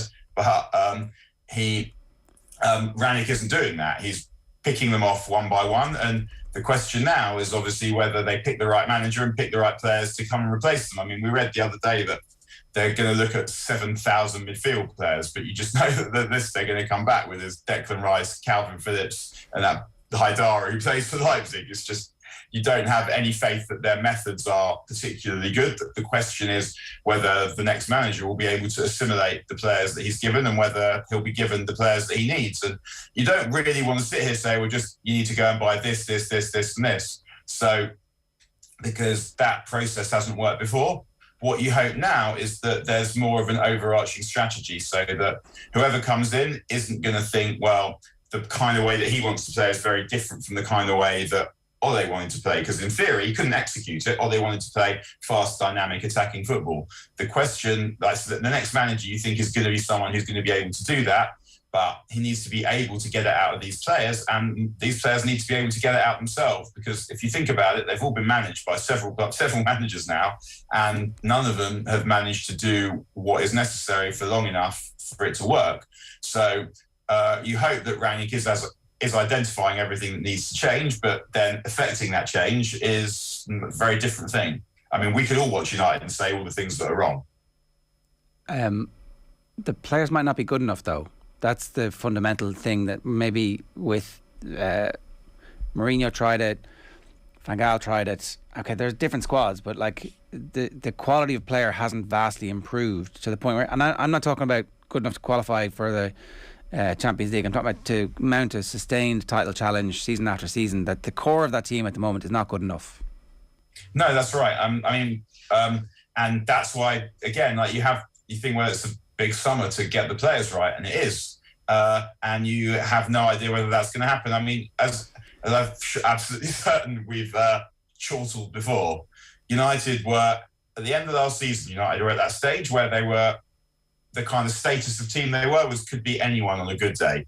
And they somehow added Varane, Sancho and Ronaldo to that and got worse. And at that point, you start to wonder exactly if Alex Ferguson signed some kind of deal with the devil, that United would be amazing all the time that he was there, and then he would just have to accept that they would be dreadful the second that he left, which I guess was ultimately a deal that most United supporters would probably have signed up for. But there's just like a feeling about the club that of things not being right, just that it's all a little bit rotten and a little bit off. And how you change that, I don't know, because it's a kind of pervasive mentality, isn't it? That it's not just that the players really believe. And that means that the person that comes in needs to be someone with that kind of consuming personality who's able to change the mood of everything. And the way that Jurgen Klopp did at Liverpool. And ultimately, he of all the things that didn't happen in the sort of the post-Fergie wilderness years, TM, not getting Jurgen Klopp when they got Van Gaal instead was a phenomenal oversight. And maybe Jurgen Klopp just didn't want to leave Dortmund, but I mean, the story goes obviously that Woodward started talking about Disneyland for adults, and he thought that they were going to be talking about football. Said absolutely not a chance, and obviously then happened to be available when Liverpool needed a manager, and now look. But the question about who is that next person? Because obviously the two best managers around are Klopp and Guardiola. They happen to be managing United's rivals, and they happen to be managing in the same league, which is obviously problematic. So who do you get who's able to compete with them? And Pochettino is the obvious choice, but with Pochettino, you can make excuses for why it hasn't worked for him in Paris, but nagging at the back of your mind is they got Mourinho when his best days had gone, when he was kind of over that initial enthusiasm. Have we seen the best of Pochettino? Not sure. And also, he's good, but is he good enough to beat Klopp or Guardiola? Also not sure. Ten Hag, I get, will be the other main candidate. Does Eric Ten Hag have the personality to come in and dominate Old Trafford? Because if you look at the people that have succeeded at United, really, Matt Busby, Tommy Docherty, Alex Ferguson, even Ron Atkinson, who won a couple of cups and looked like he might sustain a title challenge, they all had that consuming personality in some way that was able to dominate the club in some way. And the person who's able to do that is a rare person. I don't know if Eric Ten Hag is that guy. Is he someone who'll be able to come in and do that? So the next decision is obviously a massive decision. I have more faith in the people making it than I did previously because Rangnick knows about football and Darren Fletcher knows about football. So at least there are people that know something of football making those decisions. But whether they're making those decisions, whether they then pick the right person, whether the right person who can turn United into title challengers even exists. Because in order to win that title, you've got to get a lot of points. Thomas Tuchel hasn't been able to do it with Chelsea because of what it takes. I mean, Jurgen Klopp hasn't been able to do it with Liverpool this season. Like the bar of consistency in the Premier League now is very high. So whoever does it, whoever's able to do it, like the person might not even exist, but they obviously do need to make that right decision. And there is more in these players than these players are giving, but they also need to find it within themselves to give it. They can't just rely on themselves being agitated by some motivational genius like Jurgen Klopp. Yeah. If you're making the point there that football people will be making this decision, from what you've learned about Ralph Rangnick over the last couple of months, can you guess what sort of manager he would go for? Like, you've listed off the managers maybe that you'd like to see there, but what sort of guy is Rangnick likely to be interested in as manager for Manchester United, because he's going to be part of this decision? There was a story in Bild a few weeks ago that he was asking for Amadou Haidara in the transfer window, and the board said no, because the next manager won't want him. So Rangnick said, well, okay, make the next manager Ten Hag, and I know that he'll want this player. Don't know if that's true, and obviously the board then said, well, we're not sure if it's going to be Ten Hag. That sounds true in all aspects, that he would want Ten Hag, that the board would try and deny him the player because of the next manager, even though they've been busy offering Paul Pogba new contracts for however long. And it's hard to know how that one quite works out logically. But it just, all of that sounds believable. He's going to want someone. It will be who's going to play fast, attacking, pressure-driven football with pressing from the front. And the two managers are Pochettino and Ten Hag. I mean, Ruben Amorim at Sporting's meant to be good. It seems unlikely they'll take a chance on him. The other person who it would never be, but who I find extremely impressive, is Ange Postecoglou, Celtic, who has turned that club around and got them literally just gone picked 3 or 4 players who now are the best players in Scotland and completely revolutionised the way that Celtic are playing. But it won't be those people. Well, when you were talking about Sancho and everybody not knowing what to do, I was thinking back to, was it the second goal in the Old Firm the other night, where everybody knew exactly what everybody else was going to do, and it looked like it was pre-programmed because there was deep understanding, and it looked like they had conditioned themselves to do this. Like, not almost a set play, but not quite. But at least everybody understood there is a specific role, and then there are options when you have possession, which doesn't feel like that's coming through at United at the moment.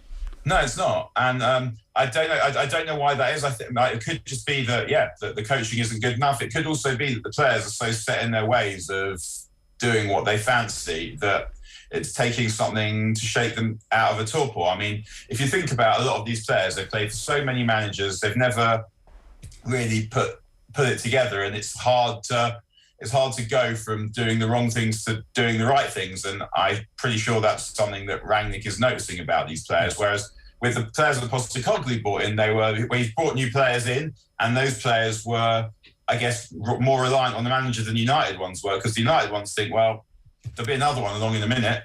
And they're right. They're they're right because this guy's literally not permanent, and they're right because they keep getting new managers as well, so they're not beholden to the manager in the same way the Celtic players are like, well, we better listen because otherwise we're going to lose titles again. And as I said, Ange Postecoglou is not going to be the next manager of United, but he's someone that stands out as someone who appears to have the tactical smarts and the personality to come in and do that. Because you think also he went into Celtic and people were like, who the hell's this guy? No one knew who he was. And within a very, very short period of time, you've got people involved with Celtic and people like me looking from the outside thinking, this guy knows something. This guy's got that consumptive personality that Ralph Rangnick doesn't really have it, in terms of that he's a details guy. He seems to be a details guy. He's not an inspirational guy particularly. Certainly, that's the results on the pitch don't look like there's very much inspiring going on behind the scenes. No. Daniel, good stuff. Thanks a million for joining us this morning. Cheers. See you again. It's Daniel Harris giving us his thoughts there on the situation at United. We've got loads of comments coming through, which we'll get to in just a moment. You can get us on 0879 180 180. That's the WhatsApp number. Or, of course, you can always just leave a comment on the YouTube stream as well. Now, special competition for you. Aer Lingus is the official airline sponsor of the Irish rugby team, bringing home advantage to wherever the team plays. To celebrate, we have an amazing prize of a pair of match tickets, flights and 2 nights accommodation to be won for this weekend's Six Nations clash between France and Ireland. Daily winners will get an Irish jersey, and also everybody is in with a chance to win the overall amazing prize. Just tell us who our mystery voice is, which former Ireland star was considering launching his own podcast. At least they download the first episode. One more time. Who was talking about? At least they download the first episode. To enter, you can WhatsApp the answer into 0879 180 180. You can tweet us at Off The Ball. You can comment on our YouTube channel. Each daily winner will get an Ireland jersey, and everybody goes into the draw on Thursday for the grand prize. Eoin. Yeah, it is time for an update on the most important story in world sport. Let's have a look at Wagatha Christie.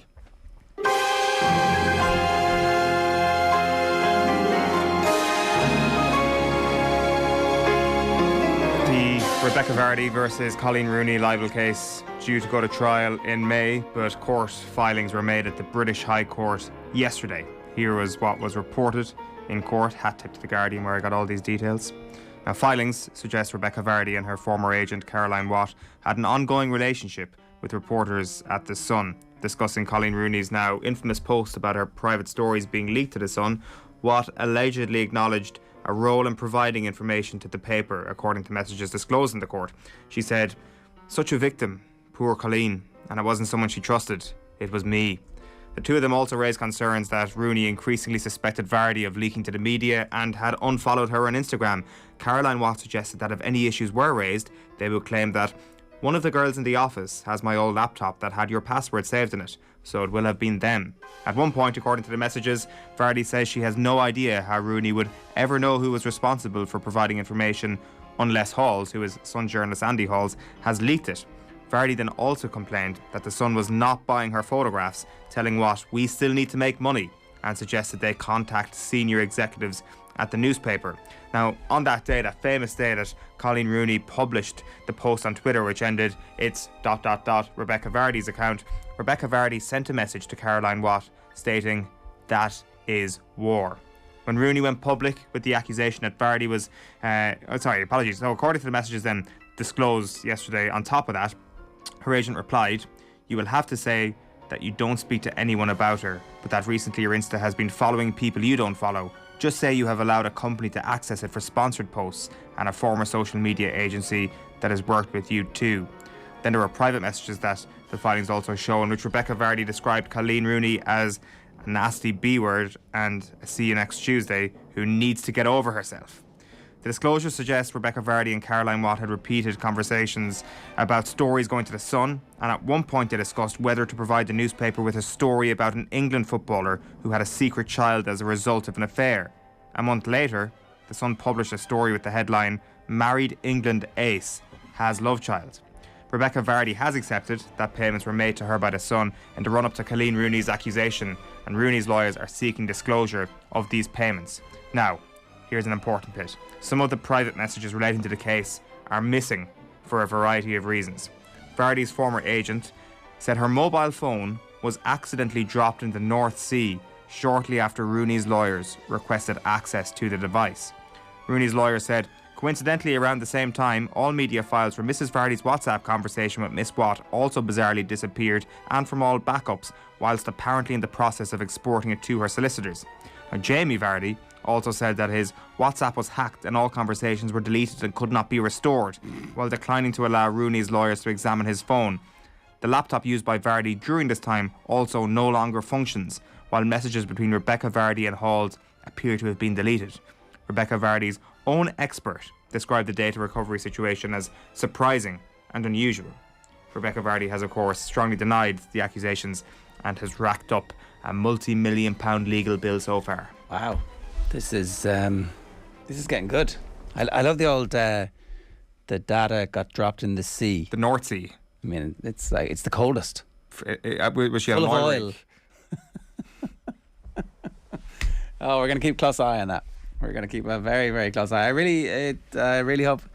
Is it going to make it all the way to court? Who knows? It feels like there might be something. Spent a lot of money already on legal bills. You'd want to maybe someone's going to sit down and go, this is the running total, and if we run the rest of the way, it's going to double or treble or quadruple or more. What do you think? Do you have that money? Yeah. You want to spend that money? I mean, Jamie Vardy's going to be playing football until he's 50 at this stage. Newcastle United. Oh. Will be funding this case. Right. John Duggan, good morning to you. Jared Owen, how are you doing? Very good. Sorry, I got distracted there. Are we doing virtual insanity first? Is that what we're doing? I was told by your producer to do the bulletin first. Okay, good. Which means that we go through last night's results. If you're only just joining us, folks, and you didn't know, Kurt Zouma played for West Ham against Watford, a 1-0 win. So there's a cognitive dissonance between what David Moyes feels about the whole situation and then actually playing him. So there you go. That's the. But he loves animals. He loves his horses and his dogs. Yeah, the soulless, cynical nature of football in full view for everybody last night at the London Stadium, which saw West Ham go fourth in the table at Man United's expense because United just can't finish the job at the moment under Ralph Rangnick. 1-1 draw at Burnley. Paul Pogba scoring a couple of disallowed goals in the first half. You could argue were unfortunate for United, but ultimately Burnley had actually a bit of fight in the second half, and United petered out. Ronaldo left on the bench. Which was interesting to see, and didn't have the best puss in him, as it were, as your mother would say, in terms of his reactions. So, look, they're just waiting for Rangnick, I think, to go in the summer. But where will United be in the table by that stage? Where will Everton be in the table? 19th in terms of points, 19 points rather, and they're, just 3 points above the drop zone. And they're not too good to go down. 1951 was the last time, 3-1 defeat to Newcastle. Kieran Trippier with the goal. That was, I suppose, the highlight last night at St James's. You might think that Newcastle probably bought enough to stay up. And Norwich are a bit of resurgence. They play Crystal Palace tonight. If they win, it's definitely going to get interesting for Frank Lampard. Man City against Brentford this evening. Spurs against Southampton. And we also have Aston Villa against Leeds. Festi Ebosele scoring for Derby in their 3-1 win over Hull last night. He was brilliant. Absolutely brilliant. Night started. Festi started. Comes off when the game is in the bag. Absolutely dominant. Looks like somebody who could be in the Ireland squad pretty soon, and they're 4 points from safety. That's right. Again, with everything that has gone on with the Everton making come hither eyes at Wayne Rooney, with the story now that the FA are investigating him for wearing the long studs against Chelsea in 2006. Was it 06? That's right, 06, yeah. All of that going on, and the best players leaving because they can't get paid. He might keep them in the Championship. It's unbelievable. It would be an unbelievable story, and the guy. I'm looking forward to this documentary when it comes out at the weekend, the Rooney documentary on Amazon Prime. Hopefully they haven't given all the juicy bits to the papers in the last week, but it does seem like a guy's got something about him, Wayne Rooney. And Fulham are now 8 points clear at the top of the Championship. They're going to be back in the Premier League next season. Alexander Mitrovic has had the most sensational season in that Championship, the Serbian striker. Ferry House lads hosting 8 races a day from 12:45. So much great content as well on OTB last night. Paddy Marr, Brian O'Driscoll. And obviously with Nathan speaking to Jonathan Hill and Roy Barrett about the fact that they're confident they're going to get that title sponsor. Yeah, I hope they're right. It would be good to see a good brand row in behind this Ireland team and in behind Stephen Kenny, and hopefully that new contract will be signed in time for the Belgium game. It's 8:43 this morning. OTBAM is brought to you by Gillette. Good morning. Start with Gillette. Put your best face forward with their new and improved razors. It's time for Virtual Insanity.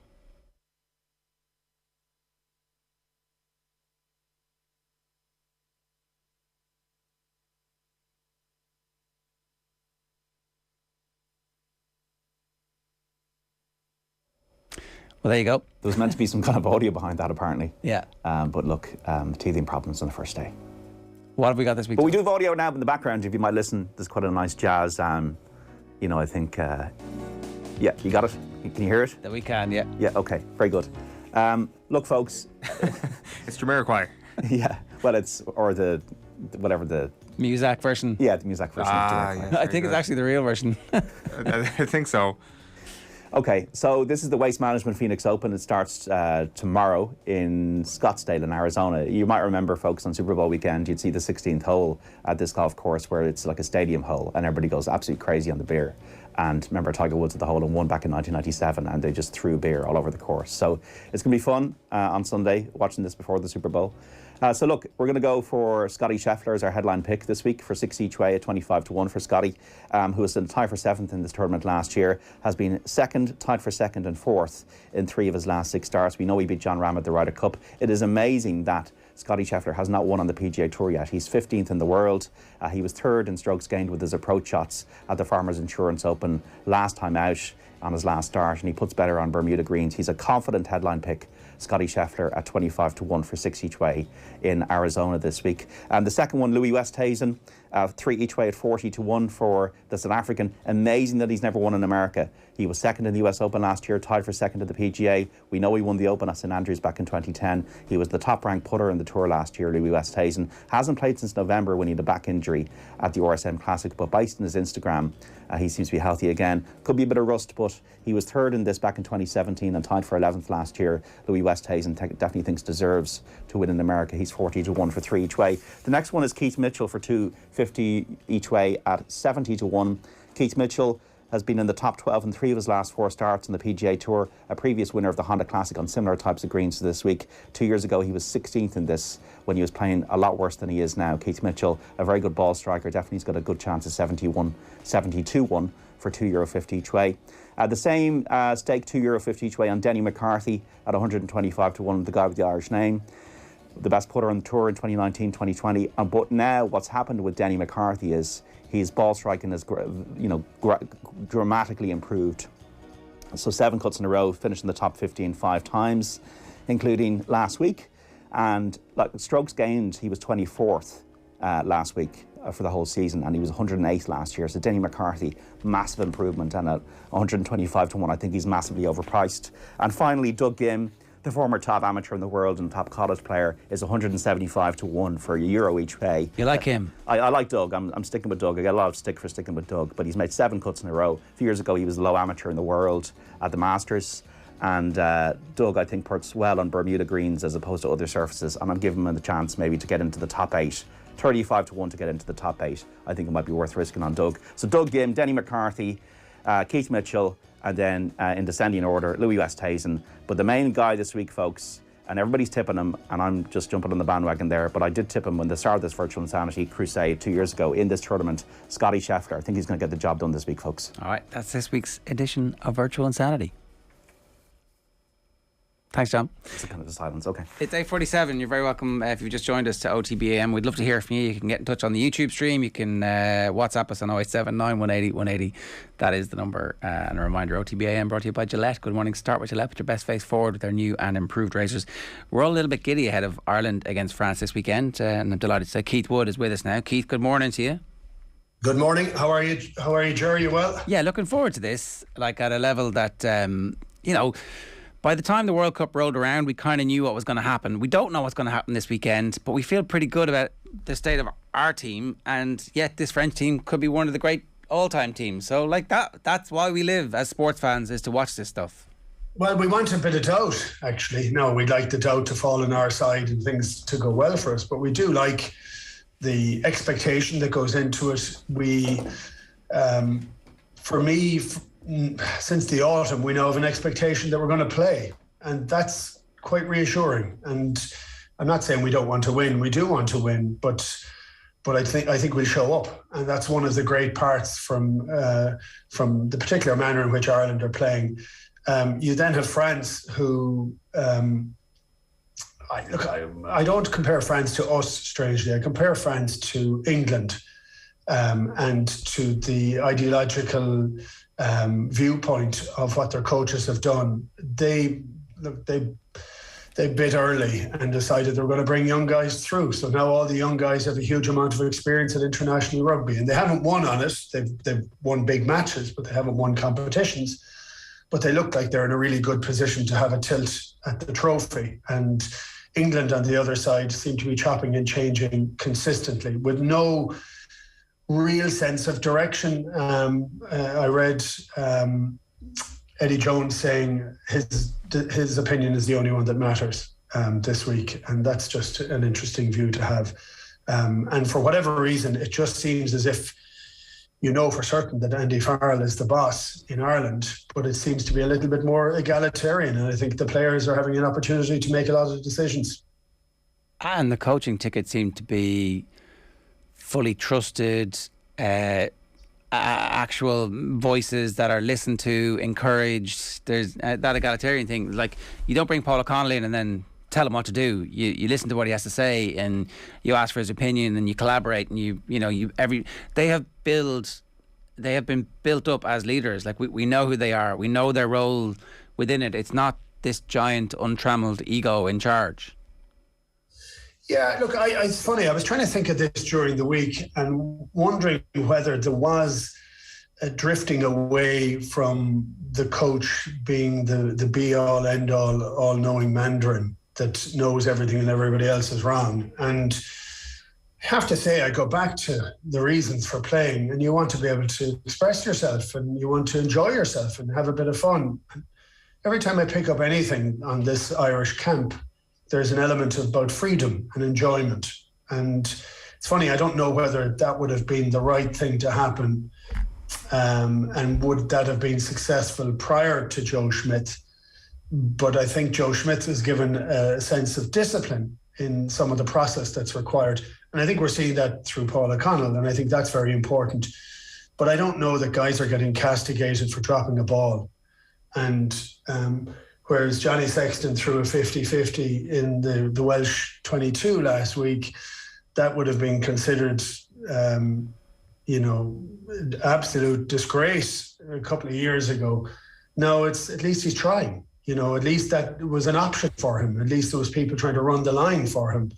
And I think they'd rather it stuck to hand, but I don't know that they're being drawn over the coals for that.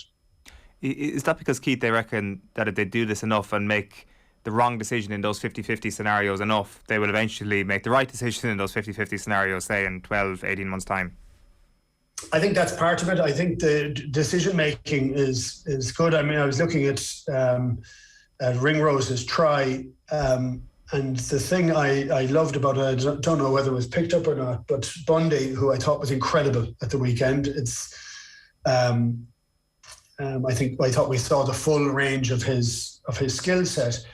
But he looked up before he passed that long, wide pass that got to the tip of Ringrose's fingers. It was a great pass, but it was the look and the effort and everything that went into it. I wouldn't be so, there's a risk, high level of risk to that. And Ringrose nearly knocked it on. And on such small margins are tries scored and things like that. But I think you do want to try different things. It's one, having the skills to do it. It's two, practicing them in a white hot of an international rugby match. And I thought we got both the other day. I thought Wales were poor, but I thought we made them look poor. And I thought we made plenty of mistakes, and I wasn't even vaguely upset by that. So there's a lot of room for improvement, but it seems to be in the right place. And, that could all come a cropper this weekend. And I just hope we don't go back into our shell. I hope we continue with that idea of trying things, because it's enjoyable to watch. But also it looks like it's incredibly enjoyable to play. And the players actually look as if they're enjoying it. There is a world where these risks backfire, and so Wales scored their try. It's a beautiful pass to set the flanker into space to run in under the post, the type of thing that exactly I think under the previous regime would have been like, never try that again. But actually there is a cost to playing on the edge, and that cost is that sometimes things go awry. The benefit is that more often than not the creativity that you have will be impossible for the opposition defence to smother the way it turned out. You could just batter us under Schmidt, and the big teams frequently did that to us. When this comes, when we lose a game because of too many risks, when there's 2 intercept tries scored against us in the same game, we lose by 1. What do we do then? How do we prepare ourselves for this potential eventuality? And is that where the challenge comes? And it's like, actually, you got to double down and keep going. Throw that pass again. Look, I think rarely matches come down to one or two things, and it often happens because people look for inflection points in games.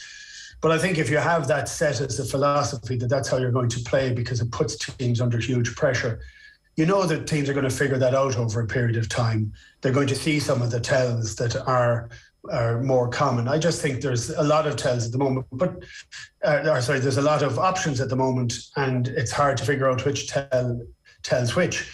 But in time, that'll be found out. So this is not static. This has to change. This has to improve all the time. But I think the philosophy of saying we don't want to stifle creativity, so you were allowed. This is like a harsh criticism of Joe Schmidt, but it actually worked. So it worked until it didn't work. And whereas you kept doing it exactly as described until there was a chink, and then when that chink happened, you knew you were going to score. Well, that got figured out, and when it was figured out, we were never getting to that chink that was stopping 3 or 4 or 5 phases beforehand, and we were under a huge amount of pressure, and that was the bit that changed. So I think now, if you could say then that if something was on then, but it was in the midst of a play that was going to happen, that was frowned upon. So now we're seeing creativity. Look, I was critical of this coaching setup because I felt that they weren't making a change from the Joe Schmidt era, and it seemed to be similar to what it was like in the last year of Joe Schmidt's reign when we were under huge pressure all the time. I felt as if we continued with that, and Mike Catt, for me, wasn't making as much of a change to it. But I think maybe we were wrong in some respects, but it took time. So it took time to get away from that idea where you could be creative. So it's enjoyable to watch. I mean, like I thought it was a really good game. I mean, I would have rather the game was closer because that's what the Six Nations is about, but that's not Ireland's fault. And I thought it was an impressive start, which we don't start that well, and I thought we kept it up for the vast majority of the game. Before I ask you about France and what you think you're going to get from them this weekend, what do you make of the noise around England at the moment? Because from the outside, it seems like this is stereotypical preparation for a World Cup from Eddie Jones, where he does not care what happens in the Six Nations. And yet I see calls for him to be sacked. The back page with the Telegraph this morning, what will it take for Jones to be sacked? It's James Corrigan writing the piece. And I'm like, what? They've got a bunch of kids who are getting unbelievable experience in high pressure environment. He's absolutely preparing them for what's coming next, and their raft of injuries is as bad as Wales, pretty much. Like, this isn't the England team that we're seeing at the moment. It's England's nearly B team, and it's invaluable for when it comes to crunch moments this time next year, and more importantly in 18 months time. Yeah, I don't agree with that, Ger. I do like to see young guys getting a chance, but there has to be method to the madness, and the amount of players that have been used, you do need some level of consistency in selection for players to try and go and do it. And also you need to try and play a style that suits the players that you have. So, and I've read some of the comments, and Eddie Jones has just said, look, a lot of the pundits and whatever, they're fantastic retrospectively, but we spoke, Stuart Barnes was on Off the Ball with me last Wednesday, and we spoke before the team was announced that if they pick Marcus Smith, we really hope that they have a big centre playing 12 and Don Brandt playing 8, because they absolutely suit each other. Eddie is convinced that the number on a player's back doesn't really matter. Well, that's a viewpoint. It's not a viewpoint I'd agree with. I do think you can play in different positions, but players that are playing at the top of their game in a particular jersey, that's the reason you pick them. You don't pick them to put them into another jersey. And when they brought Don Brandt on with 15 minutes to go, they put him on the flank, which is just... And then they took Marcus Smith off. So it didn't seem to make a whole lot of sense with it. And so I think he's trying to figure out what he wants to do and how he wants to do it. I don't know that we'd ever get away with that in Ireland, actually. And I'm not saying that that's a good thing. I don't. I think international rugby is incredibly tough, incredibly pressurised. but you want to have some level of consistency in it so that you can see a level of growth. At the moment, I thought the decisions he made, taking the players off at the time he did, destabilised the team a little. And England were in control of that game, but didn't get as much scores on the board, or as many scores on the board as they needed. But in the last 15 minutes, Scotland ran riot, and that coincided with the changes that were made. So, look, I don't know. I think he's getting a lot of criticism. For me, I always think England should be pretty much at the top of the tree, and they are boom or bust under Eddie Jones. They're either winning or the bottom of the table nearly. And given the quality that they had, even in their bust time, they should be winning these games. They should be near the top consistently. Yeah, but on that as well, you're saying that it's they have a huge injury profile. Yes, they have, but he also decided not to bring a load of seasoned players, and then he can say, well, this is the team that we have. These are the people. Well, he actually got rid of a lot of guys. Now, whether he should have or shouldn't isn't the point, but it isn't as if they're all injured. And when you looked at that team, having played against teams, now this could be as much my mindset as their mindset, but having played against English teams that have world-class players all over the team, when you're looking at this English team, you're saying, if some good players there, but how many of those guys are world-class? Not many, I'd say. It's a fair point. I suppose we might have thought that up until the World Cup, where the team gelled and had that opportunity to come through. So look, it's definitely a very different way of team building than we have at the moment. I certainly would not be in any rush. I'm surprised that the outcry is so severe at the moment, when it looks fairly obvious that even by leaving out the seasoned players, he's just making room. It's like, you prune the rose bush, and what grows back, and some of those old lads might come back into the team. Like, he's already shown some flexibility in bringing forward back, and he's getting criticised for that. I'm like, that's what happens. You've got injuries to people who you want to play, and you have somebody who you've trusted, and he's supposed to be able to, Ford is experienced enough to be able to come on and play well in a game like that. But I don't know. I guess. Yeah. I'm interested in that, Chair, I'm. It's funny because I would agree with making those, and actually prune a bush and they come back. That's right.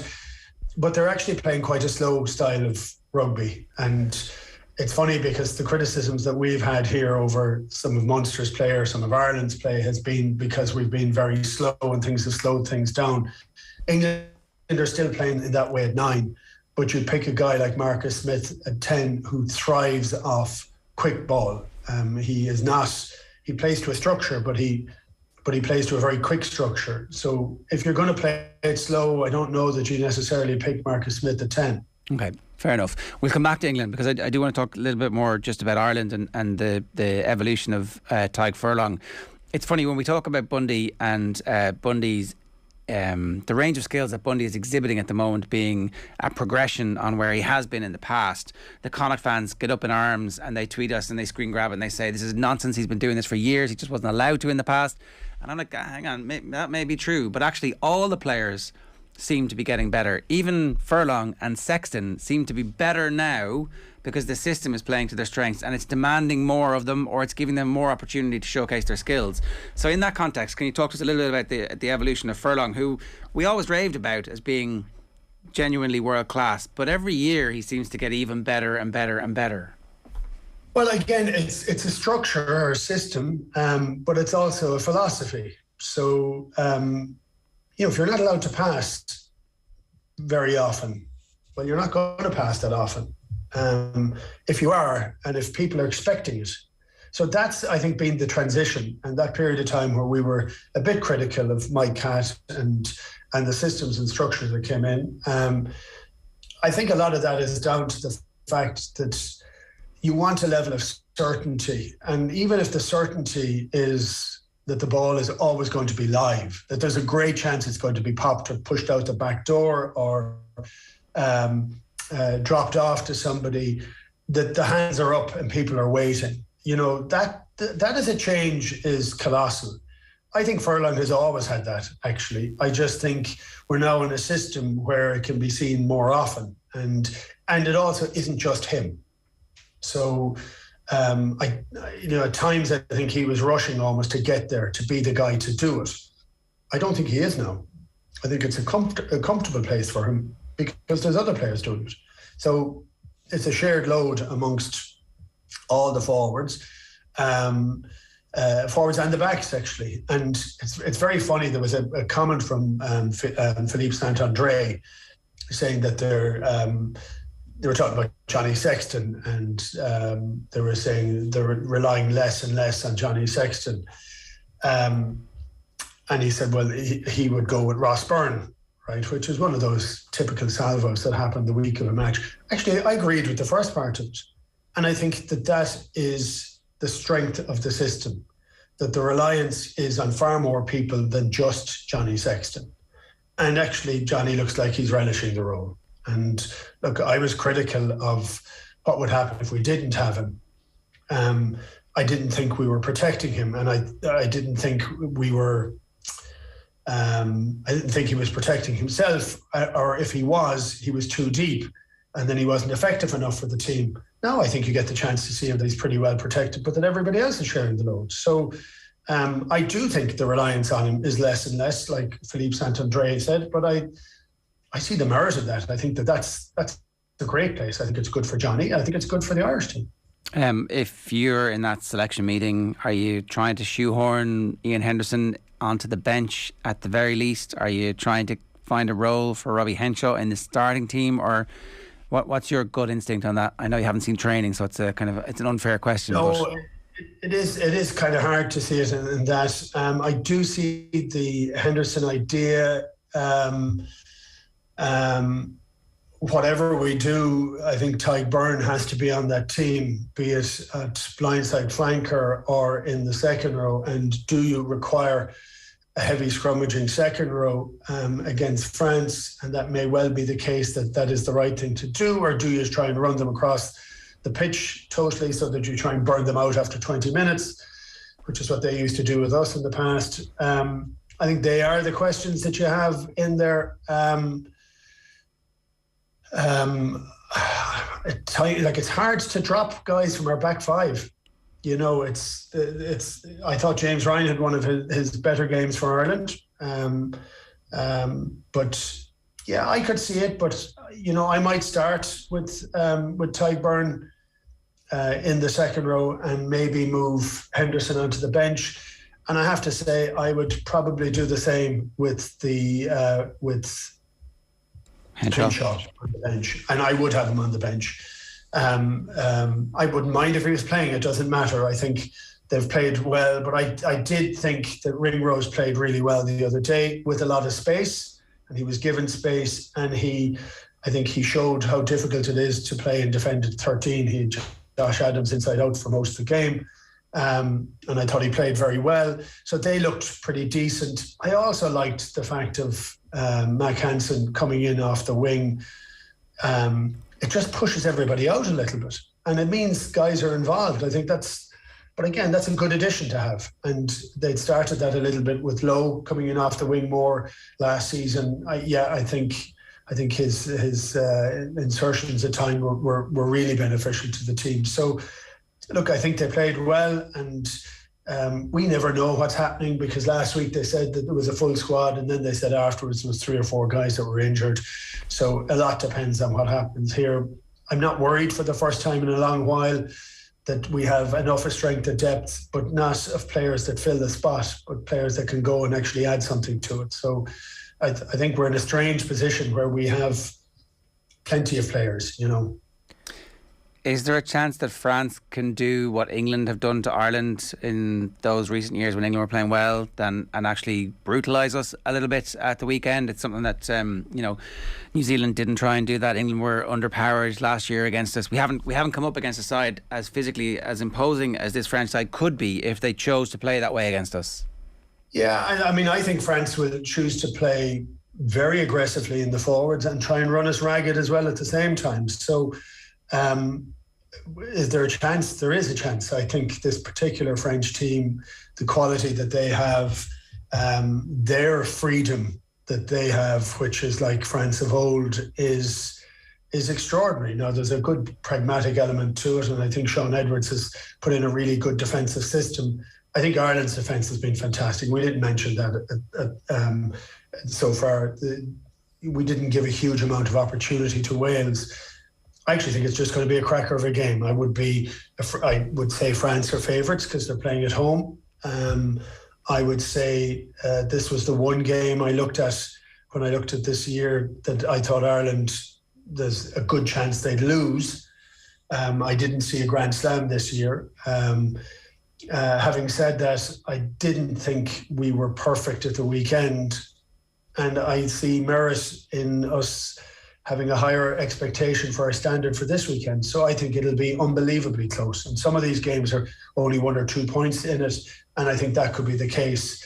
But like an awful lot of things, I think they rely on some of the referees' interpretation, and they rely on yellow cards and red cards. So it's becoming much harder to make a view because those things seem to happen an awful lot in games at the moment. But I think it's the game of the championship. I think there are two of the teams that can play the best rugby, and it's whether they negate each other out as to whether that'll happen. And I think it depends on the weather. I mean, one of the things I'd say for last weekend, elements of the game were sloppy, but it rained and it was very greasy, both in Paris and in Dublin. So I don't think we got to see both their sides at full tilt. But with one match under it, you never know. And maybe the 6-day turnaround for France might be one day that they're just a little bit too tired, and we might benefit from that as well. So I'd like to see the first 20 minutes at 1,000,000 miles an hour and see what happens then. It does feel that Ireland and the mood around the camp is a lot more positive now than it was around the last 2 meetings against France. And 2 meetings ago, France beat Ireland by 8 points. Last year, they beat Ireland by 2 points, even though from memory you would think that there might have been a bigger gulf between the teams. So does that give you added hope that maybe France don't necessarily compound their dominance over a team on the scoreboard? They don't yet. Yeah. But I would say when you look at France and you look at the French psyche, this and the English games are really the 2 games that they're gunning for in this Six Nations. So they will be at full emotional strength for this one, because this is the one that they consider the challenge. It's one of the criticisms that you have of France, that they can't sustain that over the full season. So with the team that they've had, they should have won the Grand Slam, and they haven't won one since 2010. So I would expect to see them on tip-top form, because this is the big one for them. And that's how they've played it. That's how they've got to it.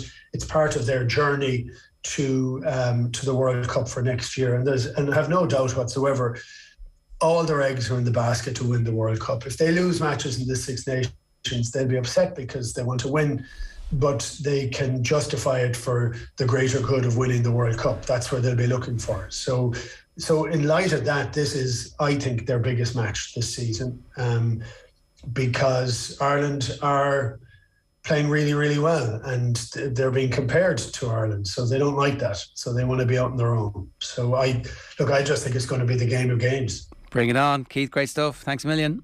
Cheers, gents. That's Keith Wood giving us his thoughts ahead of that game at the weekend. If you want to go to that match in Paris, then listen up, because we've got a competition for you, and it's an absolutely fabulous prize, courtesy of our friends at Aer Lingus, the official airline sponsor of the Irish rugby team, bringing home advantage to wherever the team plays. To celebrate, as I said, we've an amazing prize. It's a pair of match tickets, flights and 2 nights accommodation to be won for this weekend's game between France and Ireland. To enter, you need to WhatsApp us. 0879 180 180 is the WhatsApp number. You need to leave a comment on our YouTube stream, or you need to tweet us and tell us which former Ireland star was considering launching his own podcast.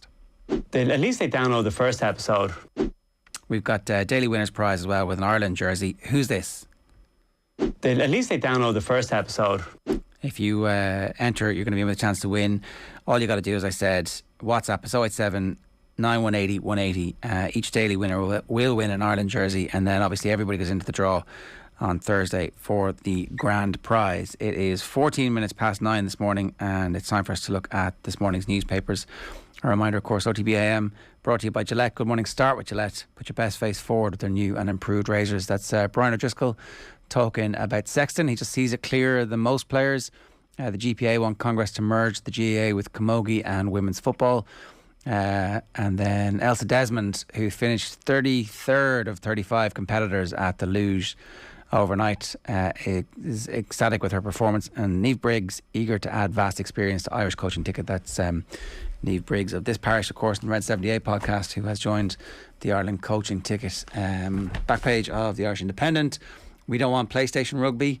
Ryan hails change of style as Ireland put their game plan to the test against France. It's not meant as a dig at the previous regime, obviously, but it's hard not to read it that way, isn't it? Yeah, I guess so. Like I presume some of his words yesterday are also based on the fact about how far Ireland take this and the constant development towards creative rugby. And maybe they feel that there's kind of like an end point that they're reaching, that there needs to be an element of practicality in it as well. Like that would be one of the things Faz would say. We don't want to play PlayStation rugby. We want to play what's in front of us, not just playing the play for the sake of it, just playing early to where the space is or playing what's on. Yeah, fair. That is... I guess the way I read that was not necessarily doing the fun thing for the sake of it, but I guess you could also look at it the other way, being like, don't do the boring thing. It's pre-programmed. It means, it's like the Gary Neville version of PlayStation. It's not the I love PlayStation having crack, sitting on my beanbag smoking doobs. That's not what they're talking about there. Now, in fairness, there was a move in Rugby 08 where you could just run up to the sideline and nobody would be able to catch you and you could run for a try. It was a very, very effective form of rugby playing. It wasn't good on the eye. No, I'd say it was pretty boring. It was like, I'm going to do this one thing that I know is going to work. My parents were seriously worried about me when I was like killing the buzz in Rugby 08 completely. It was like, would you just actually play this game a little bit better? What was your addiction? What was your gaming addiction that sometimes we forget to mention on this, that you were like completely... Were you like in the world's top something or other at some game? That was I can't remember. I think it was the Beijing 08 video game on Xbox 360. Yeah. But you were like literally the top 10 in the world or something. In one of the events, yeah. I'm trying to think what it was. I think it might have been javelin. We had to. Was that the? No, because people hacked the javelin thing, and you couldn't get into the top 10 there. I don't know why you would hack that game, but they did. I can't remember what it was. There was definitely something. It wasn't one of the. Did you like miss a week in school because you were so tired because you were staying up late? No, like, was there something? Was there some extreme version of this that was going on in your life that required an intervention? No, not really. I mean, I've intervened on myself quite a bit when it comes to like Football Manager and the likes of that, where I've just had to like delete the game and stop playing it because it is a real addiction. As I said there, it's the Telegraph. James Corrigan in the back. What will it take for Jones to be sacked? I don't know. They're not going to sack him now. It would be madness to sack him, wouldn't it? Anderson and Broad axed by England, and that's Kieran Trippier, who might have injured himself celebrating after he scored his free kick, but went off injured. The back page of The Sun. Forget computer, James. And it is Rugby 08. Console prize. Console prize? Video game. Cats and Pogs. Paul nets, but it's agony for Ralph after Ronaldo benched. And obviously, Kurt's caught in perfect storm. I mean, it's good for the headline, right? It's pretty gross, though. And that's the Herald is kind of the same headlines. We don't want to play PlayStation rugby. United held by Burnley. And then, obviously, the cricket is the big story there. Scare tactics. Ireland's joint Euros bid aims to deter rivals. That's Philip Quinn talking about how successful or otherwise this five-way bid is going to be for the Euros. How could they pick him? West Ham condemn Zuma for animal cruelty and then select him, and Sexton, we must take it to the next level in Paris. And then the London Times, Anderson and Broad ditch and Ashes Cole, Jones hits back over Smith call, and Moyes stands by cat attacker. And that's a picture of a pretty haggard looking Cristiano at the end of the game, who's looking every inch his age at this point, and I would suggest that he's on his way to the MLS in the off season. But it's the front pages of the two of the tabloids that we want to bring in this morning. The Gypsy Kinahan, this is Daniel Kinahan and Tyson Fury pictured in Dubai at an MMA gym. There's a series of pictures I'll get to in a moment, and Sheik Don. So it's obviously Tyson Fury in Shakedown. Yeah, but it's Don. Sorry. Yeah. Gang boss Kinahan and world champ boxer Fury all smiles in Dubai, and it's Daniel Kinahan and Tyson Fury in Dubai. I think this wasn't just on Insta. There was some Insta from Tyson Fury the other day, which in fairness had been highlighted in the papers at the weekend as well. But there were paparazzi, it seems like a bunch of photographers at it, so you can actually see there. Lawless of Arabia is the headline, and this is in the Star, who obviously been covering this story a lot. And can you see there's loads of photographers around. So obviously it was a press call. The whole point about this was to get the photographs out there.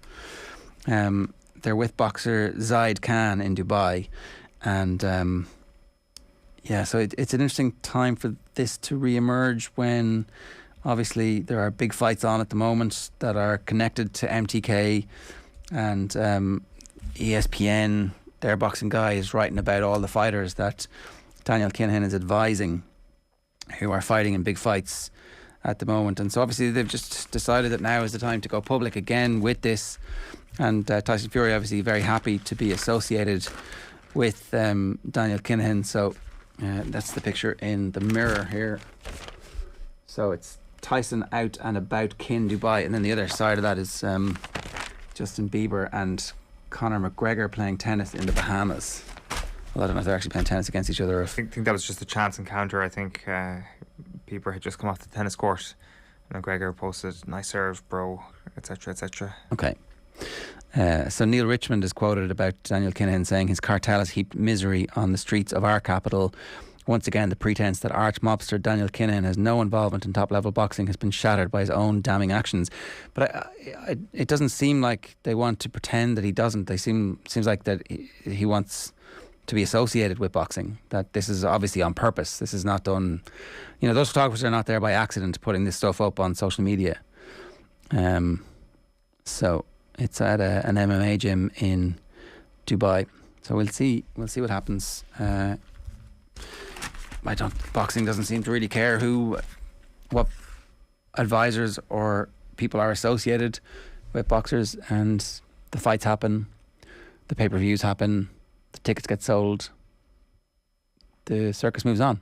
Yeah, there's definitely obviously a relationship there between Kinahan and Fury, because they've met each other publicly, and they've been photographed together quite some time now. And what's interesting is that I think maybe about 12 months ago the story kind of reached its crescendo with the BBC documentary, the real sense in the UK that Daniel Kinahan was involved in setting up one of the biggest fights in the history of boxing, and that felt like maybe a bit of a turning point, where you have people like Kinahan maybe going back into the shadows a little bit. You've got Tyson Fury saying, there's no connection here between him and organising a fight, and I think you maybe would have been a bit naive to take all that at face value, especially from Kinahan's side, because you can understand why he wants to do this, why he wants to be on the front of the papers and to be associated with a sport, because it legitimises him. And to think that he was just going to fall into the shadows, as I say, and not actually try and legitimise himself, I think would have been a bit of a naive notion. So it's not any surprise to see that. It's more surprising on Tyson Fury's side, I would suggest. Yeah, and in fairness, the first person I saw with this was Kieran Cunningham. It was 2 days ago on Twitter. He's pointing out that people aren't talking about this, and then it's in all the papers today. So obviously the photographers who were there have started to put their stuff through, but it had appeared on Tyson Fury's Insta stories over the last couple of days. Right, a reminder, OTB AM is brought to you by Gillette. Good morning. Start with Gillette. Put your best face forward with their new and improved razors. At 23 minutes past 9, we're going to take a quick break, and we're back talking Gaelic football. AM on OTB Sports Radio, Ireland's first and only sports radio station. The Six Nations Show on OTB Sports Radio. Excuse me, that's a bit offensive to us because we're Welsh. You could just keep your own opinion to yourself. It's spinning! It's spinning! Updates, analysis and opinion across all OTB channels from start to finish. Good on it! I've never seen a team like Ireland before. The Six Nations on OTB. Don't miss a moment of the action. Subscribe to the OTB Rugby podcast feed on the OTB Sports app now. This is OTB Sports Radio. OTB AM. With Gillette, put your best face forward with our new and improved razors. Well, I'm a lover, not a fighter, as you know. But you have to go in because it is the mantra all in or one in all in. So you have to go in just to show unity at the very least. But Paddy's right in terms of Goff. Like, Goff has done this. He's the first person now to just go in and start waving cards after a brawl. So the GA can't go against him because they'll be hanging Goff out to dry then. They have to support him. Yeah. So I think that the bans are going to be upheld. But like, all these brawls, they're not good. They're not good for viewers. They're not good for supporters. But I was just thinking earlier, all the things you can get away with in a brawl, like, you can basically go in and do anything because no one can see what you're doing. But like, even when you're growing up in club teams and things, there's things you can get away with. Like, even when you grab someone by the scruff of the neck and you can give an old rabbit punch into the chin, like, that's not a card offence. Like, that is a red card, really, but you're not going to get anything for it. There, you can go in and just start pushing someone as hard as you can into the chest. Again, like, not really a cardable offence. Taking someone to the ground, like, it's a black card, really, but in a melee or a brawl, you kind of get away with it. The headlock is something that's probably gone out of control, because it hasn't been given as a red card before. But as soon as you put someone in a headlock, it is dangerous. I know fellas in club games that have been nearly choked out on the ground. Like, they've been tapping the fella's knee, going, just leave me up, leave me up, leave me up. Like, so that is going too far. And then the last one is, if you see someone on top of your player, you have the right to pull him off your player as aggressively as you want, basically. You can rip the jersey off his back. And that's happening all the time. So I think a couple of red cards flashed will put a bit of a damper on all those things happening. And I'd support Goff if I was GA. But you know what's interesting? Like, they've said, Goff has set a precedent here. And I agree. Like, the GA think you're going to back him. These rows happen all the time. Yeah, really interesting. Getting inside the brawl with James O'Donoghue, right to the inside of the brawl right there. It's interesting that like, this is kind of been the way the conversation has gone over the last couple of days. It's that people haven't just settled for this hasn't been a red card in the past, therefore can't be a red card now. Because that was definitely kind of how I felt. That was my pre-programmed reaction to Sunday. It was like, David Goff's after taking... That was an exact impression of me on Monday morning. That David Goff is kind of taking the law into his own hands here a little bit. Who does he think he is? Exactly, yeah, that was me. So it's good that the conversation has changed, that a headlock now is going to be seen as a red card offence. It is grim that there were players that James O'Donoghue was seen tapping somebody's knee, trying to get out of a chokehold on the GA pitch. Well, here's the thing. There's a referee who's going to stop you in the cage when that happens. But in a fight, you're like, oh, sorry, you want me to stop now? Okay, I'll stop. Yeah, I won't. Oh, I'm terribly sorry there. You've tapped out. That's fine. Like, so that's not really... The law of the jungle does not allow for the tap out, does it? I suspect not. Or maybe there's just some sort of code. Yes, of course. There's a code. Like, so, like, oh, I can't dive because you've just touched me. There's a code that prevents me from doing so. Yeah, like, because I mean, I'd like to think that in the aftermath of last Sunday, that the GA chiefs are being like, you're onto something there, Mr. Goff. Let's actually write something into our law book. That was James O'Donoghue and Paddy Andrews talking about the red cards fiasco at the Athletic Grounds on Sunday afternoon. It says fiasco, but I think it was perfectly legitimate. You can hear episode 3 of the Football Pod right now, wherever you get your podcast. Hit subscribe and you'll get a new episode every Tuesday. The OTB Sports app is the fastest, quickest and best way to do it. And I'm touching wood here, but I feel like perhaps we've managed to fix most of the issues with our podcasts. I say that and immediately my phone is going to melt. But if we haven't, and if you're still experiencing any issues, set your podcast to download and they should work. It's a miracle. Yesterday, Aisling O'Reilly was at the launch of the LGFA leagues for 2022 as Lidl and the LGFA announced a 4-year extension to their partnership, which means that Lidl will have invested over 10 million into women's football over the past decade. Aisling caught up with some of the stars of the sport to hear their thoughts on some of the burning topics in the game right now. Probably the attendance in matches, the double headers with the men's matches. Just overall, even since Lidl have come on board, there's been so much new initiatives to promote the game. So I think it's still growing, but it's been growing fast over the last 5 years. I suppose I'd have to say the live streaming of the games. I suppose, especially in the National League, we've been able to be in a position where we've been able to watch a lot more games live streamed, whether whether it be, on Facebook or, on the links on YouTube or whatever it may be. And then obviously with COVID and stuff, it's been quite hard to, see games. So we were very fortunate in the sense that, we were able to watch them live streamed. And so I think that's probably one of the biggest improvements. Well, I think the actual promotion of the sport and how visible it is for all youngers across the country is probably the best improvement that I've seen. Before, LGFA and Lidl and TG4 have really got involved with the sport. I think it was much less visible, and now for all the youngers across the country, they can really see their role models, see their own intercounty players, on the TV, in the newspapers, even to be able to stream their games online. It's huge, and I think the overall promotion of the sport has really worked wonders for ladies football in Ireland. I think there's a couple of things that have really improved over the past few years. Certainly just the amount of media coverage that we've received with the sport over the few years has been incredible, and it's really growing, and you can really start to see that it's going to grow even more again. And I think even just the standard of the game, the fitness, the physicality of players has really started to ramp up as well in the past few years, so it's brilliant. There's definitely been a few. I think you were to put it down to one, you wouldn't really be able. I remember attending events like this 4, 5, 6 years ago, and there wouldn't be the media coverage that there is now today. So that's definitely a massive one.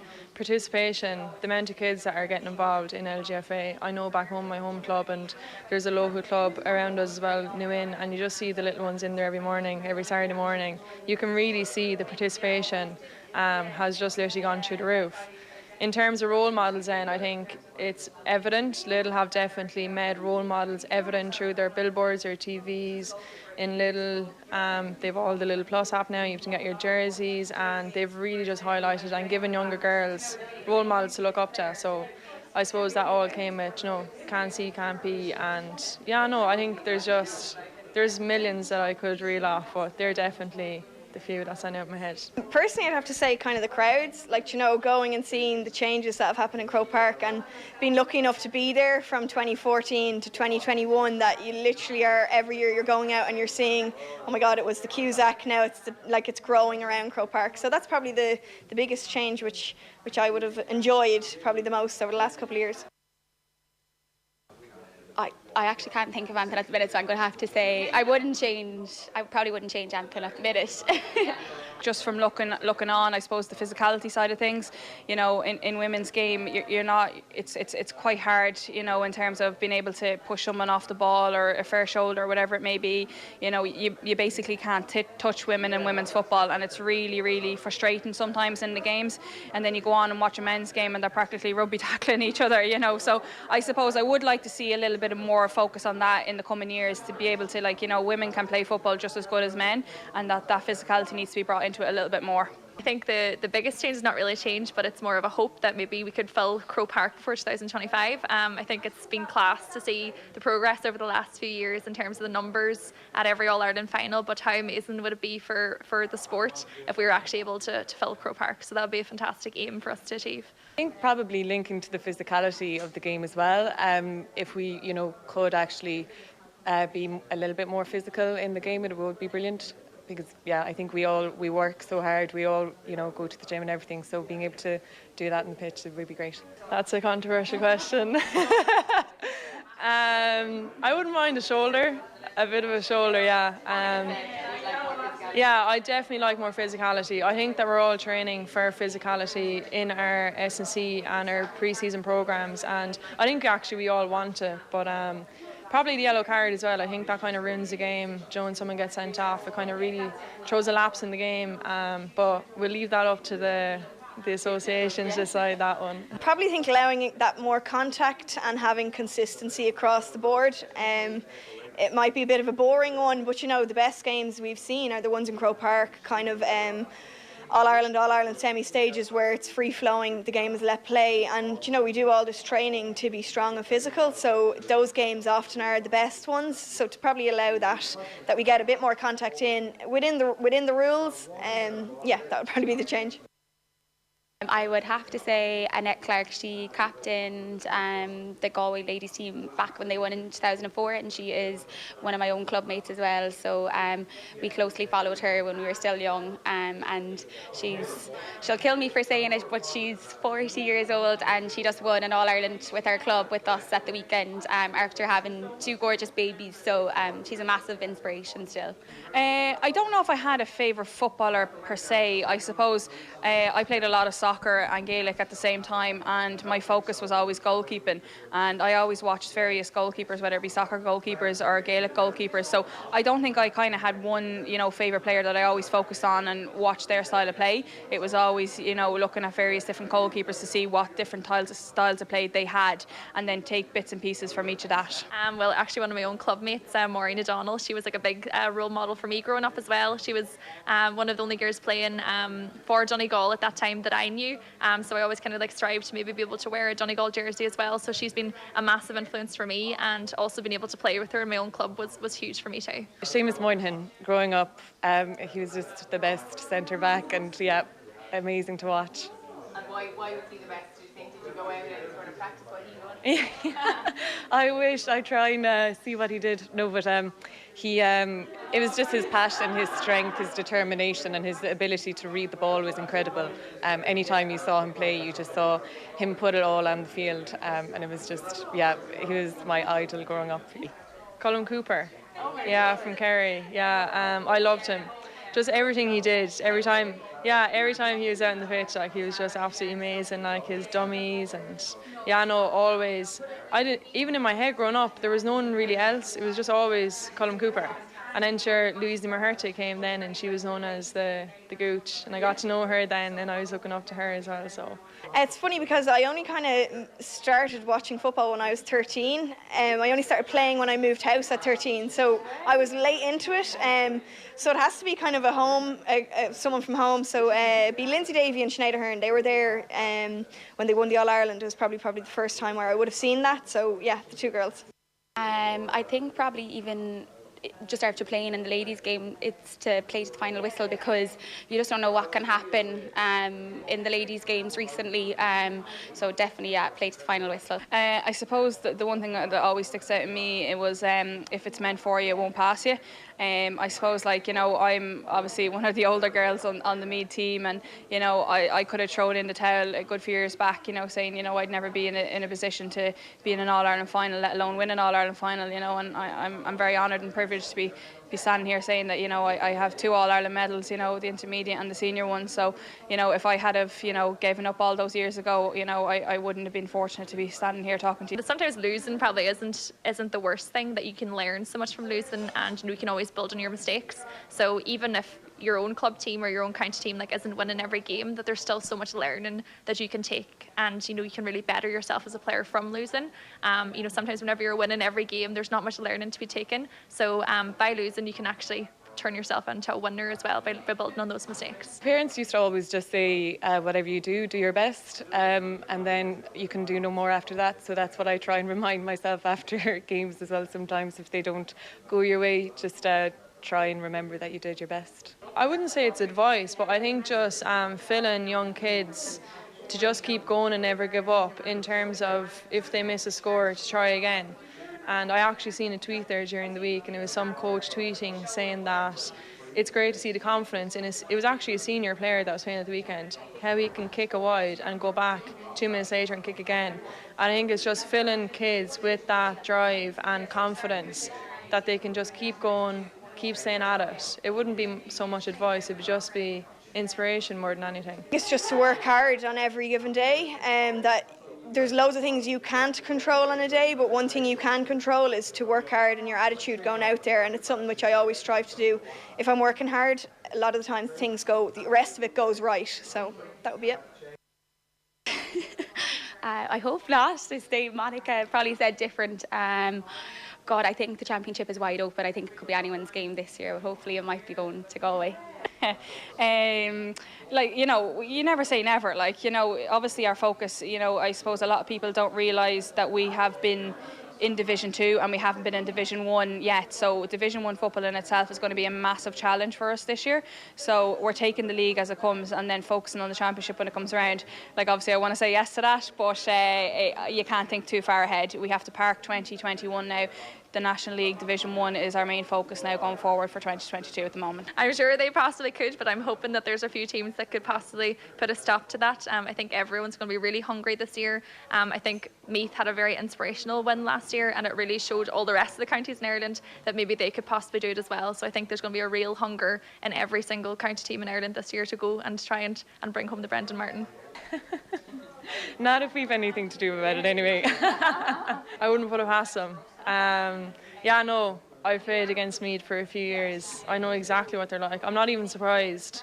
Like the rest of Ireland was surprised last year. I actually genuinely wasn't. I've seen what they're about. We've played them in many games. We're probably old rivals as well. Intermediate All-Ireland's challenge games, they always had a good structure and plan in place, and it was always about time they were going to get over the line. Now, I didn't think they'd get over it as soon as what they did, but I wouldn't put it past them. Just look the way they held themselves in the All-Ireland final last year. Do you know? It's just incredible. Normally, if that was me, you'd be going in, you'd be apprehensive about taking on such a dominant team that's in ladies football at the minute. But I was at the game myself, and they just literally threw back the shoulders and just went at it. And you just have to admire them. And you know, I wish the best of luck to them this year again. I know I might be sitting from the sideline watching on, but our girls too. I hope that they shove on too, because it just goes to show. We bet Meath a few years ago in All-Ireland final, so I hope we can shove on 100% and tip for the win wherever we go. Sure they can, yeah. It's there for every team to go back to back when they win it. You know, you have the winning feeling from the previous year, which drives you on, but then we also have the hurt of losing, which drives us on. So we'll see. And that hurt from losing, obviously, last year was a tough year for you. How did you forget about it now, push yourself on and just look to the future? Yeah, you forget about it somewhat, but then you know, there's still a little small part of me that holds on to the hurt from it in order to use that in a positive way, to drive you forward, to motivate you on the days where you're not motivated, and then just to learn. You know, you watch the game, you analyse it, you learn from it, you grow from it, and then you pack most of it away. And it depends on the person. For me, I like to hold on to a little bit of that hurt, but other people mightn't. They might just forget about it and focus on us.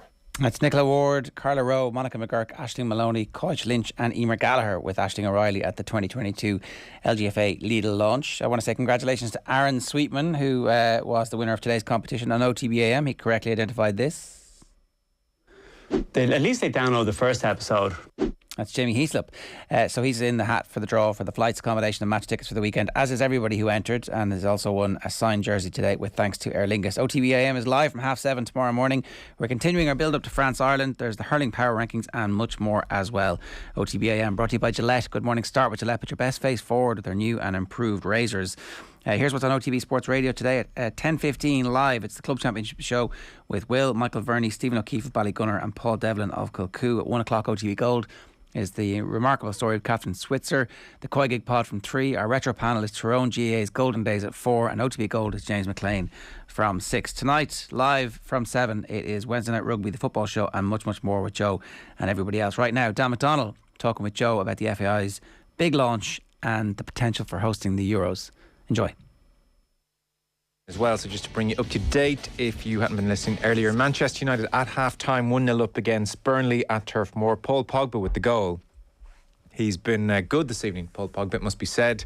Manchester United have had 2 other goals ruled out, VAR intervening in both instances. There was a Varane header where Harry Maguire blocked off a defender, and so a referee called over to have a look at that and ruled it out. But at half-time, Manchester United very much on top in all aspects, really, bar the scoreboard, where it's still just a single goal to 0. The other game, Newcastle, Eddie Howe, now 2-1 up. It was 1-1 in this game against Frank Lampard's Everton, 2-1 up Newcastle. There were 2 own goals in the first half. It was 1-1 at half-time, certainly. We'll get a look at who scored the second goal for Newcastle, and it's Fraser who has scored. So Newcastle 2-1 up against Everton. And then the other game, West Ham 0, Watford 0.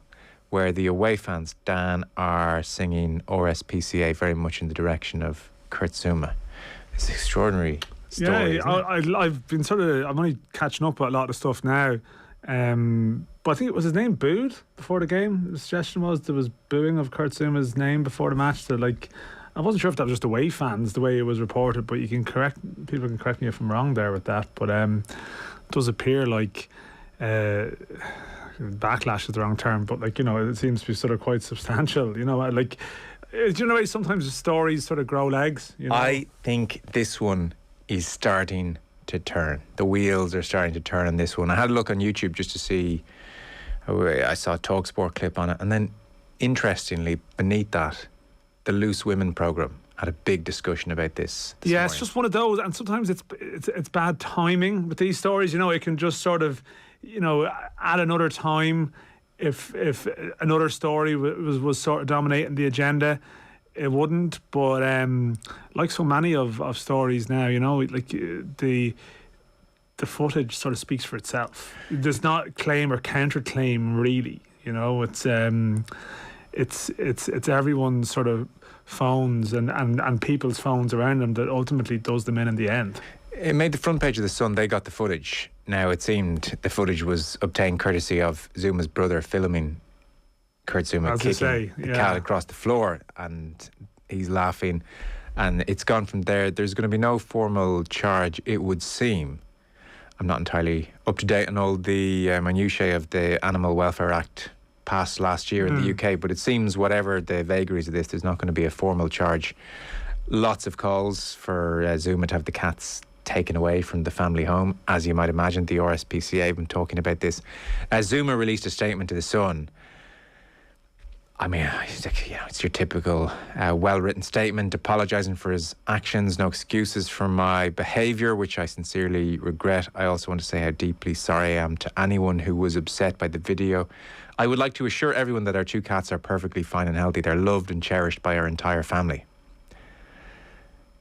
I don't know, can you say that? Under the circumstances, as Burnley equalised, by the way, against Manchester United, there's always the threat that would happen when they hadn't made their dominance in the first half count, really. So 1-1 in that game. Rodriguez to goal. The significant thing, I suppose, was would Zouma play this evening? West Ham released a statement saying they don't condone any cruelty to animals. Would he play this evening was one of the question marks. He absolutely is starting this evening. David Moyes, speaking to BT about Zouma, he was asked about it naturally, and was there any countenancing of not starting him? He said no, because he's one of our better players, but it is certainly ongoing and the club are dealing with it, so that's a separate matter.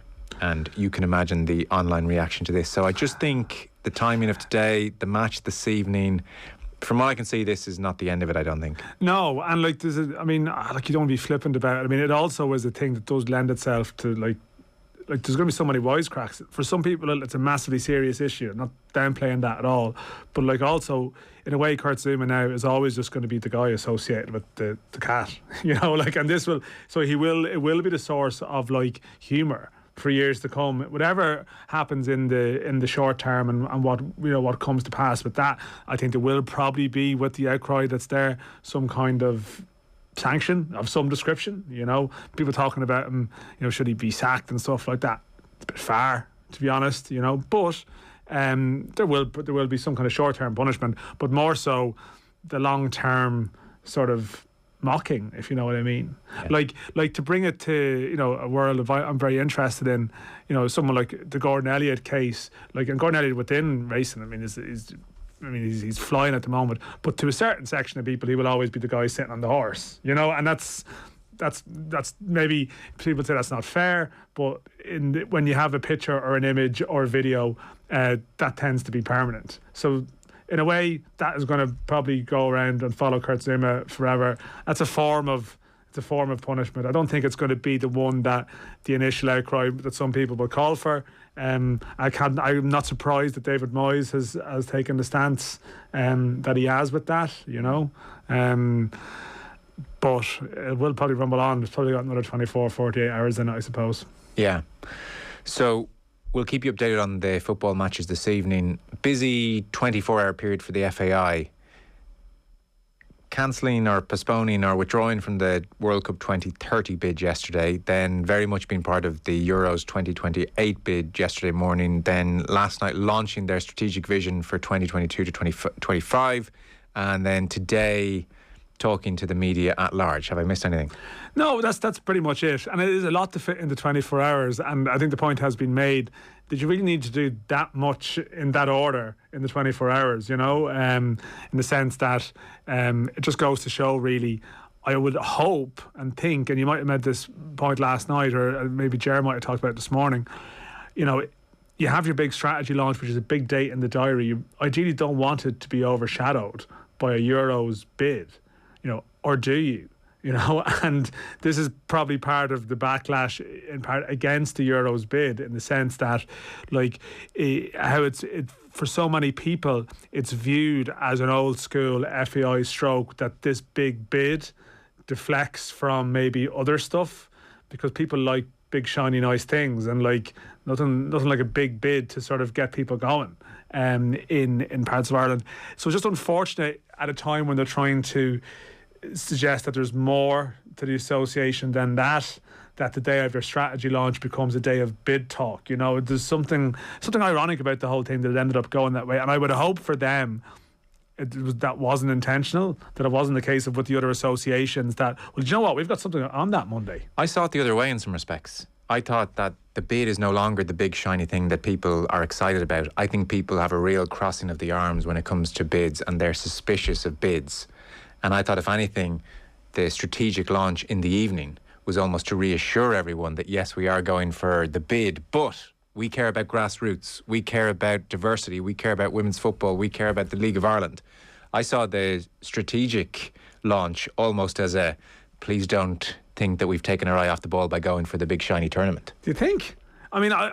Yeah. I don't think there is widespread support for the 2020 Euro bid at all. No, I agree with you on that point. Like, I saw Gavin Cooney, I think, was tweeting about this earlier. I think there was a poll on the 42.ie about, do you support the Euro 2028 bid? I think his point was, well, 56% were in favour, which is against the sort of the mood on the timeline or whatever, on his particular timeline. But I think actually, in a way, the fact that 44% people are opposed to it, straight up, is actually quite illuminating in its own way, because on paper, of course, bids sound great. Do you want a major tournament to come to Dublin?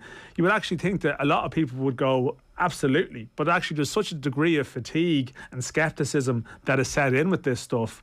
It's pretty deep-seated. There's always going to be a section of the general public who are going to be like, oh, that sounds great. You hear a bit of it now. Oh, that sounds great. We could have the games. But it's not.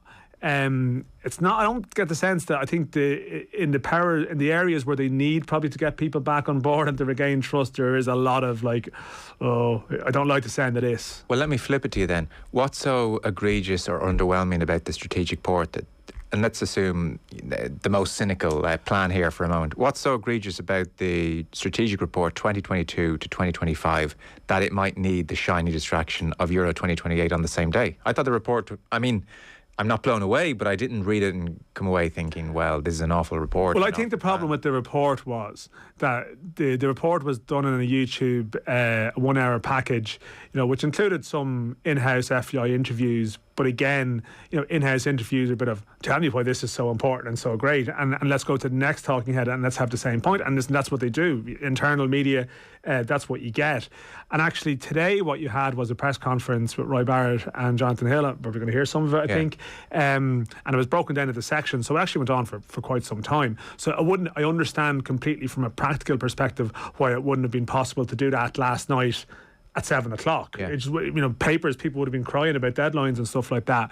But I do think it actually would have been better, because what was put out would have been better to have the two things on the same day, like the strategy launch and then maybe some questions afterwards. I'm not even sure about that, because I think there's a lot of fluff in the report. But if you want it's a corporate report, of course there's going to be fluff. So I would say this, in fairness to the FAI, put out our message with the headlines, because I think we're making the mistake in the media of assuming that the 24 news cycle is like a minutely news cycle. I guarantee you a lot of people by this morning still wouldn't have seen what the FAI were planning. I guarantee you a huge proportion of people are not listening to radios late at night, are not necessarily following the news that closely, might have seen something about some of the headline stuff. That's it's not like the FAI stole a march in the eyes of the general public. What was the big things in the plan? it's not like the FAI stole a march in any great way on the general public by just putting out their report last night and talking to the media for hours across today. Yeah. But what were I'm asking you now, 24 hours on, what were the big targets in the plan? Well, I have them jotted down in front of me, so I won't look down, will I? Okay, but the ones that the ones that interest you and grabbed you and said, okay. Well, the ones that I took note of were, I mean, the new logo sticks in the head because that's kind of interesting and new brand. But I suppose the aims for the men's and women's senior teams to qualify for Euros, and in the case of the women, World Cup or Euros, to have a top 30 ranking for both, to get the League of Ireland coefficient up from, it's at 40 at the moment, in the top 30. Which you'll notice the target they've set is almost impossible. Fair enough. The 5-year cycle has already started for that. You know, but the men's and women's. Sorry, what's your point? Do you want me to answer your question or no? I guess my point is that a lot of the headline points in the strategy plan, the tangible targets that people are able to distill and have a chat about because they're down on paper and they're like, they want a top 30, are almost meaningless, you know, that in the sense that they're actually not related to the strategy. There's nothing that the FAI executive can sit down and do in 2022 to make a lot of these things actually happen. I never said there was. You didn't ask me that. You asked me what do I remember. You know, I get that. So we're remembering. Can I keep going? Okay, keep going. I apologise. I never said they're going to deliver on this or that Jonathan Hill can do something about qualification 2024. I'm just saying that's what I remember. But if you ask anyone what was the IRFU strategy, people will remember a World Cup semi-final. They'll remember things like that. So those aims for the national team. Again, we can come back to what the FAI can do about it. Yeah, I agree. Primary sponsor for the men's senior team. What caught my eye was infrastructure audit of League of Ireland grounds, and for that plan to be put into action, I think 2023. That caught my eye.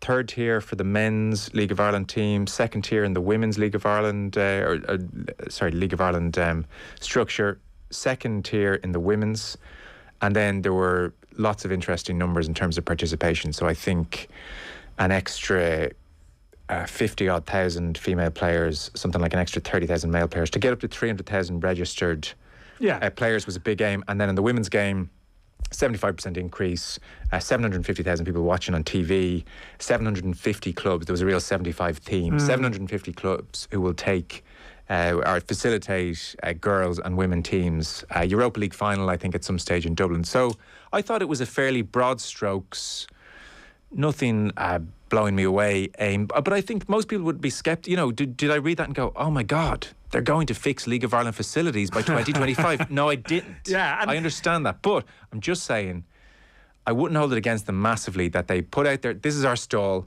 and then they said to the media, take some time to think about it even, come the next day armed and hit us with your questions. Sometimes you put out these reports, people in the media have had no time to read them, and the questioning suffers as a result.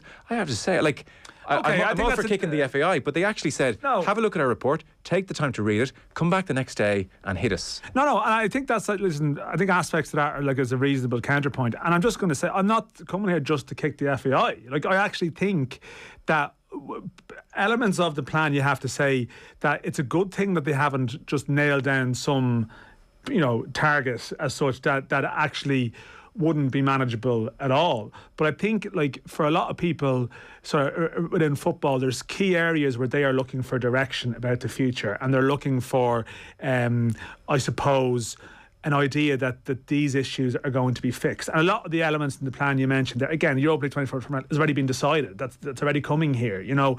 But there's a lot of stuff put in that just aren't really relevant to the broader strategy discussions and considerations that people have. But what I would say is that when you put out a plan that is quite vague in parts on these key issues, that you needed the follow-up points to really put it out there. But as a document, it hasn't really...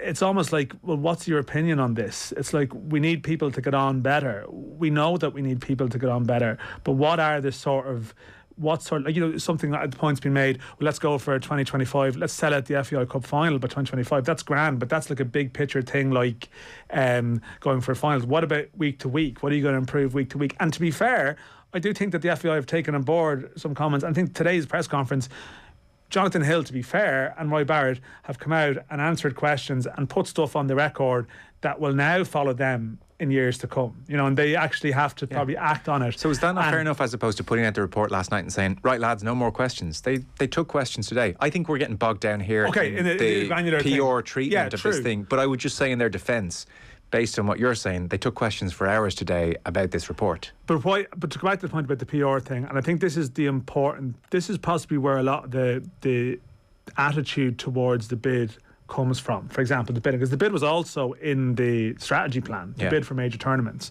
We can't have a situation in 4 or 5 years where we're sitting here reviewing the FAI work of that period. And one of the things is, well, we did bring the Euros to Dublin, because that was, again, people are so beaten down by the past, and they're so suspicious of moves from the old playbook that they're so used to hearing 10 years. Well, we brought the Europa League final to Dublin, and we brought the the underage tournament to Ireland, and all this, and all these things that didn't change anything in terms of the direction of the game here. And the slight fear is that there's some really important stuff in the strategy that has to be delivered on now.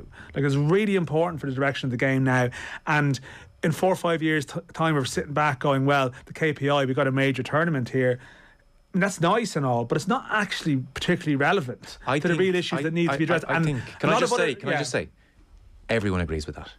That's like, that's our starting point for every conversation. Absolutely. What is the biggest failing for you, or list out the biggest failings for you in their strategy 2022 to 2025? Because I'd love to hear you on that. No, it's true. And I think I would have asked questions about it. As I said, you don't want people to start writing checks they can't cash and coming in and saying, we are going to, here's the monorail type thing. Where I have sympathy for them is, a strategy report like this can either be underwhelming and lacking in ambition, or it can be nonsense because it's promising the moon. Well, for example, the League of Ireland AM with Gillette. Put your best face forward with our new and improved razor.